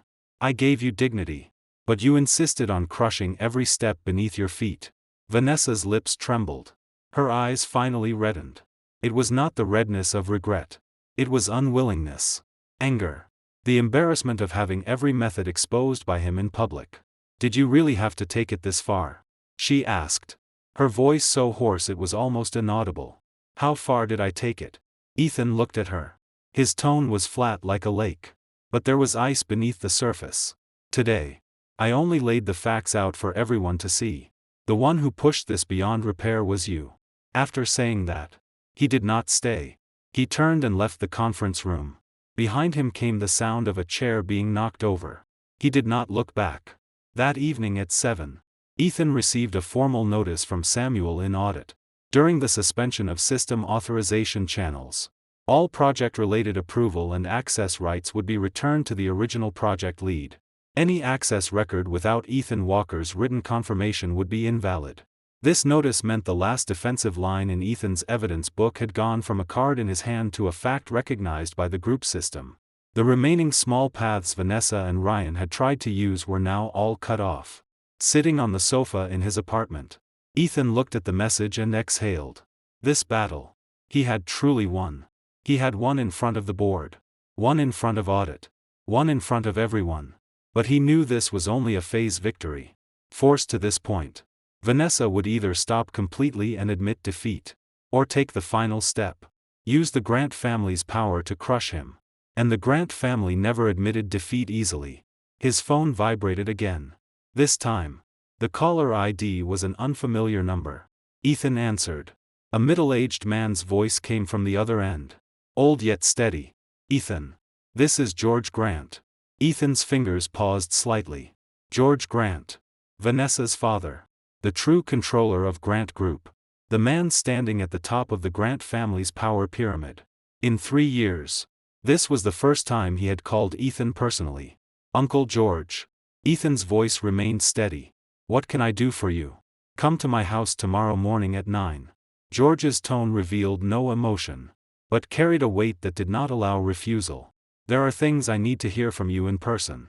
The call ended. Ethan stared at the call record for a long time. George Grant had finally made his move. This would be the real confrontation. If Ethan could stand firm before George, Vanessa would no longer be able to create waves. If he failed, then all his previous victories would become empty. The Grant family's power machine would crush every card in his hand. Ethan placed the phone on the table and walked to the window, looking at the late-night city lights. Tomorrow would be the true decisive battle. At 8:50 on Saturday morning, Ethan's car stopped before the iron gate of the Grant family estate. The 3-story detached villa stood in a high-end residential area outside the city. The sycamore trees in the courtyard were even fuller than 3 years ago. Ethan stood before the iron gate and looked at the familiar door. The way he felt now was completely different from the first time he walked in 3 years ago. Back then, he thought he was walking into marriage, into a home. 3 years later, he finally understood that he had walked into a maze of power. And he had always been the chess piece placed on the board for others to move. The iron gate opened automatically. A butler in a black uniform came out. Expression solemn. "Mr. Walker. Mr. Grant is waiting for you in the study." Ethan followed the butler through the courtyard. Both sides of the stone path were lined with carefully trimmed shrubs. A few fallen leaves floated on the surface of the fountain pond. Several coins rested at the bottom, reflecting weak white light. George Grant's study was at the innermost side of the second floor.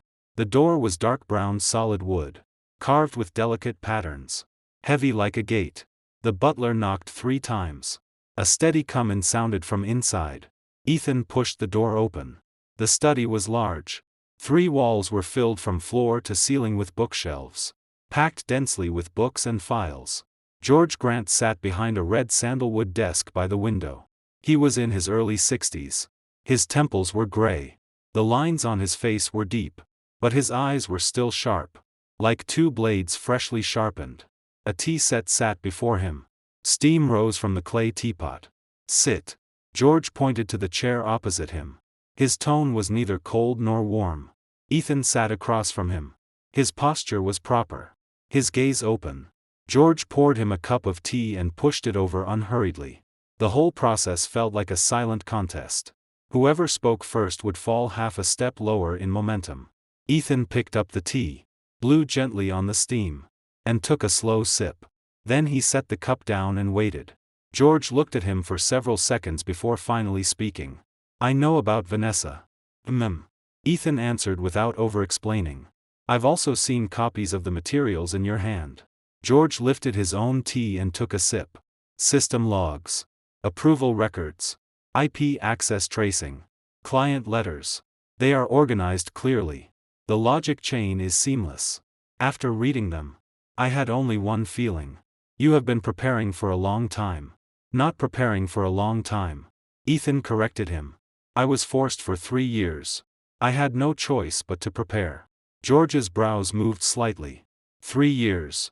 He repeated the words, set down the cup, and leaned back. "You think the Grant family has wronged you." "The Grant family has not wronged me." Ethan looked directly into his eyes. "But Vanessa has. Marriage should be mutual. Power should not flow only one way. For 3 years, everything I fought with my life to bring back through the project, she tried to take away with one sentence. She moved against my project, my people, my bottom line. In the end, she even used framing and entrapment. I endured until today because of the Grant family's face." George was silent for a long time. The only sound in the study was the ticking of an old wall clock. "You're right." George finally spoke. His voice was half a degree heavier than before. "Vanessa did go too far." Ethan did not respond. He waited. "But she is my daughter." George's next sentence fell like a stone into still water. "I will not publicly stand on either side in your matter. But there is one thing. You two have made this so ugly now that the whole group is talking. It has negative effects on project execution, team stability, and shareholder confidence. You understand what I mean?" "I understand." Ethan nodded. "You want me to let this end peacefully?" George did not deny it. "You may state your conditions. Project signing authority returns to you. Team headcount remains unchanged. Bonuses and evaluations return to normal. Audits review. You may lead the whole process. Even if you want to adjust resource allocation, I can give ground. But the premise is this, in public. It ends here. Do not keep tearing it open." These words sounded like concessions. Like George, as an elder, was mediating a conflict. But Ethan understood the subtext. George was giving him a step down, and drawing a line. In public. It ended here. Privately, Ethan could take back what he wanted. But if he continued exposing things, George would no longer remain neutral. This was a naked transaction. One side was to continue settling accounts to the end and completely tear away the Grant family's face, but face George Grant's full counterattack. The other was to stop, take the benefits, let the situation freeze at this point, and preserve his internal results inside the group. The price was that Vanessa and Ryan would not receive public punishment. Ethan held the cup of tea, now half cold. He was silent for a long time. Then he set the cup down. Looking into George's eyes, he said one sentence. "I accept the conditions. But you must promise me one thing." "Say it." "Ryan Lowe must leave the group. Not transfer. Not demotion. Complete departure." Ethan's voice was steady. with no room for negotiation. That man moved against my people, stole system materials, and participated in a plan to hollow me out. As long as he remains in the group, my team will always have a time bomb beside it. George's fingers tapped lightly on the tabletop twice. Only Ryan Lowe. Yes. Vanessa's matter ends here. I will not publicly expose old accounts between your daughter and me. Ethan paused. But Ryan must go. The study was quiet for a long while again. Finally, George nodded once. Fine. I'll handle Ryan. He will receive his resignation notice today. He lifted the teacup. The gesture meant the conversation was over. Ethan stood and bowed slightly to George. Uncle George. Thank you for the tea. When he reached the door, George's voice came from behind him. Ethan. Ethan stopped but did not turn around. You are stronger than I imagined. For the first time, George's voice carried a trace of complicated emotion. Stronger than your father was back then. Ethan's back paused for a moment. Then he pushed open the door and walked out. At 9 Monday morning, the group issued a brief internal personnel notice. Ryan Lowe had resigned for personal reasons. Effective immediately. The moment the news spread, the project operations break room nearly exploded. Tyler was the first to rush into Ethan's office, unable to suppress the smile on his face. Mr. Walker. Ryan is gone. He's really gone. He's completing the process today. Ethan sat behind his desk, looking at the fourth phase acceptance schedule. Hearing this, he merely lifted his eyelids. I know. That's your reaction. Tyler's eyes widened. He was. I know who he was. Ethan set down his pen and leaned back. At last, a very faint smile appeared on his lips. He deserved to leave. People who do wrong must pay a price. It's only a matter of sooner or later. Tyler looked at him, then suddenly stopped smiling. Mr. Walker. You didn't do this for us. Did you? Don't overthink it. Ethan cut him off. Work hard. The fourth phase acceptance is next month. Not one milestone can slip. Tyler nodded and turned to leave. At the door, he added one more sentence. By the way, Mr. Walker, old Mike has been looking for you all day to say thank you. He said if you hadn't rushed into the security room that day and pulled him out, he might still be detained. Tell old Mike the best thank you is doing his work well. Tyler left with a smile. The office returned to silence. Ethan looked at the bright daylight outside the window. It felt as if a heavy suit of armor had finally been removed from him. Ryan had left. Audit had suspended the emergency authorization channel. The project team was protected. The signing authority was nailed down. He had survived this power strangulation. And he had never been clearer. At 3 that afternoon, Vanessa appeared at his office door. She wore a light gray knit cardigan. Her hair was down. Her makeup was not heavy. She looked much more haggard than she had at the board meeting. There was a faint blue-black circle beneath her eyes, as if she had not slept well for several days. Can I come in and sit? She asked quietly. Her voice carried a strange politeness. Ethan looked at her for 2 seconds and nodded. Vanessa walked in and sat in the chair across from his desk. Her hands were clasped together on her lap. Her posture no longer had the sharpness she once carried in the president's office. Instead, there was a trace of restraint. The desk separated them, like a whole river. Ryan is gone, Vanessa said first, softly. My dad told me. It was your condition. Ethan did not deny it. Vanessa lowered her lashes. After a long silence, she spoke again. I didn't come to argue today. I came to apologize. Ethan leaned back and looked at her. He said nothing. The board meeting that day. Detaining old Mike at dawn. Opening the emergency channel for Ryan. I know I went too far. Vanessa's voice was dry. I never thought things would become like this. Ethan listened. Then remained silent for several seconds before speaking. You did think about it. You just believed that even if it reached this point, you could still suppress it. You thought I was the Grant family's son-in-law. So I should listen to you. That I should endure all your arrangements. You thought that after I carried the project back, the result naturally belonged to the group. And belonged to you to distribute. Vanessa's jaw tightened for a moment. She did not refute him. But you underestimated one thing. Ethan looked at her calmly. You underestimated what I held in my hand. And you overestimated how irreplaceable you were to the project. A $450 million project does not recognize the Grant family's son-in-law. It recognizes signing authority. The path you took around me was wastepaper before law and contract. Vanessa's lashes trembled. Her eyes finally reddened. And our marriage? She asked. Voice hoarse. Are you just going to let it end like this? Ethan looked at her reddened eyes. For a long time. He was silent. That pair of shoes. He said quietly. Whose were they? Vanessa's face instantly went pale. She lowered her head. Her hands clutched the fabric over her knees. Her voice was hollow. They were Ryan's. Although he had already guessed it, hearing it from her own mouth still felt like a blunt weapon striking Ethan in the chest. How long? Half a year. Ethan closed his eyes and took a deep breath. Half a year. When she was cutting at him in the boardroom, opening emergency channels in the president's office at night, and sending people to detain old Mike at dawn. She and Ryan had already maintained that relationship for half a year. No wonder she had given Ryan so much authority. No wonder she had been so determined to hand the project over to him. It was not because Ryan was capable. It was because she had long treated him as one of her own. Close enough to share everything outside the marriage. Ethan opened his eyes. He looked at the woman before him, who had once been his wife in the eyes of the law. What rose in his heart was no longer anger. It was a desolate calm. Let's divorce, he said. Vanessa snapped her head up. Tears finally rolled from her eyes. I don't hate you. Ethan looked at her. His tone was steady, as if stating something he had decided long ago. But I cannot continue living with you.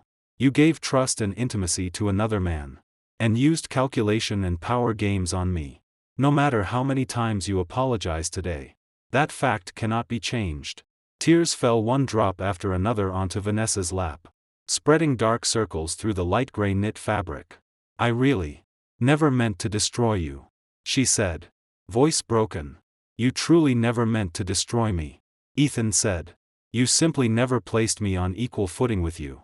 You thought I was an accessory in your marriage, a replaceable tool in your career. But people are not tools. And projects are not anyone's private possession. He capped the pen on his desk, stood, and walked to the window. Sunlight came in, coating the side of his face with a thin layer of gold. I'll have a lawyer draft the divorce agreement. Property division will follow the law. You don't need to worry about the project. I'll continue pushing the milestones that should be pushed. I won't let private matters affect project delivery. But this marriage is gone. Vanessa sat in the chair. Tears silently streamed across her face. Her shoulders trembled slightly. She no longer begged. Nor did she defend herself. Because she knew every word Ethan spoke had been settled through 3 years of clarity. She had lost him. Not in one instant. Over the past 3 years. Through repeated neglect, repeated use, and repeated assumptions that his sacrifice was natural. She had pushed him farther away. The office was quiet for a long time. Finally, Vanessa stood. She wiped her face messily with the back of her hand. Her voice was hoarse like sandpaper. When the agreement is ready, send it to me. She walked to the door and placed her hand on the handle. She paused for one moment. She did not turn back. Only left one sentence so faint it was nearly inaudible. I'm sorry. The door closed. Ethan stood by the window, watching the sycamore leaves shift in the wind outside. He exhaled slowly. The resentment that had pressed against his chest for 3 years finally scattered completely at that moment. Not relief. Not forgiveness. A complete letting go. Half a month later, Dawn Reach Consulting LLC officially opened. The office was rented on the 18th floor of a downtown office building. It was not large, only half a floor. But it was bright and clean. Sunlight poured in through the floor-to-ceiling windows, warming the smell of fresh renovation. Tyler, old Mike, and Leo had completed their resignations and moved into the new office with several others. Clara had helped set up the office equipment and servers. She had even found someone to design the company logo. A spread-winged eagle holding a gear in its beak. Simple. Sharp. On opening day, Ethan stood by the window, looking down at the city traffic below. A real smile appeared at the corner of his mouth. His phone rang. The caller ID was Charles Benton. "Hello, Mr. Benton. I heard you started your own firm." Charles's voice carried obvious amusement. "You move fast. I only prepared a little in advance." Ethan leaned against the window frame. "The $450 million project is still under the group's contract for now. But the follow-up supporting projects and expansion work may not be something the group can swallow." Charles lowered his voice slightly. "Are you interested in taking my follow-up business independently under Dawn Reach Consulting?" Ethan's fingers paused slightly. "Mr. Benton. You mean?" I mean I trust you. Not them." Charles was direct. "You pulled your team out. Your qualifications are complete. Your project experience is right there. For the group side, I'll only ensure the existing contract is fulfilled. But starting next year, the second phase work and operation support package can be separately bid. I can invite Dawn Reach Consulting to participate independently." Ethan was silent for half a second. Then he smiled. "Mr. Benton, I owe you a drink. Enough with empty words. Prepare the project proposal and send it to me first. Cooperation is cooperation. Professional standards cannot be discounted. Understood?" After hanging up, Ethan returned to the office area. Tyler and old Mike were testing the newly installed projector. Leo was placing green plants on desks. "Everyone." They all turned to look at him. "I just received a call from Mr. Benton." Ethan looked at them, his voice carrying confidence he could no longer suppress. "Next year's second phase project. Dawn Reach Consulting is qualified to participate as an independent bidder." The office was quiet for 2 seconds. Then cheers erupted. Old Mike slapped the desk so hard the new table buzzed. "I told you. Following Mr. Walker was absolutely the right choice." Tyler laughed and cursed at him. "Be gentle. The desk is brand new." Leo had already pulled out his phone and started searching the project scale for the second phase. The more he read, the wider his eyes became. "Mr. Walker, this package looks even bigger than the current one. So we'll be busy from here on out." Ethan smiled and looked at the familiar faces before him. A hot, solid sense of belonging surged through his chest. Not the Grant family's steps. Not a group job title. This was something he had built brick by brick with his own hands. Project experience came from fighting. Team trust came from sincerity. Client recognition came from night after night of hard work. These things could not be taken away by anyone. 2 months later, on the afternoon the divorce procedure was officially completed. Ethan drove alone to the seaside. The late autumn sea wind carried salty coldness. When it struck his face, it felt as if his whole body had been washed clean. He sat on a reef by the shore and watched the horizon burn into a long golden line under the setting sun. His phone screen lit up. Clara sent a message. "Congratulations on being single again. Dinner's on me tonight." A beer emoji followed. Looking at the message, Ethan could not help laughing aloud. He did not reply immediately. He put the phone back into his pocket first, faced the ocean, and took a deep breath. 3 years ago, when he walked through the Grant family's door, he had thought that was the brightest moment of his life. 3 years later, sitting by the sea with the wind blowing against him, alone, he had never felt more certain than he did now. The rest of his life belonged entirely to him. The project in his hand was one he had signed back with his own ability. The team that trusted him was one he had built himself. The road ahead was one he would walk himself. No Grant family steps. No group position. No rotten dignity hidden beneath the shell of a marriage. Clean. From the beginning. He took out his phone and replied to Clara with 3 words. "Okay. Wait." Then he stood, brushed the sand from his pants, and turned toward the car parked by the road. The sea wind pushed him from behind. The sunset stretched his shadow long.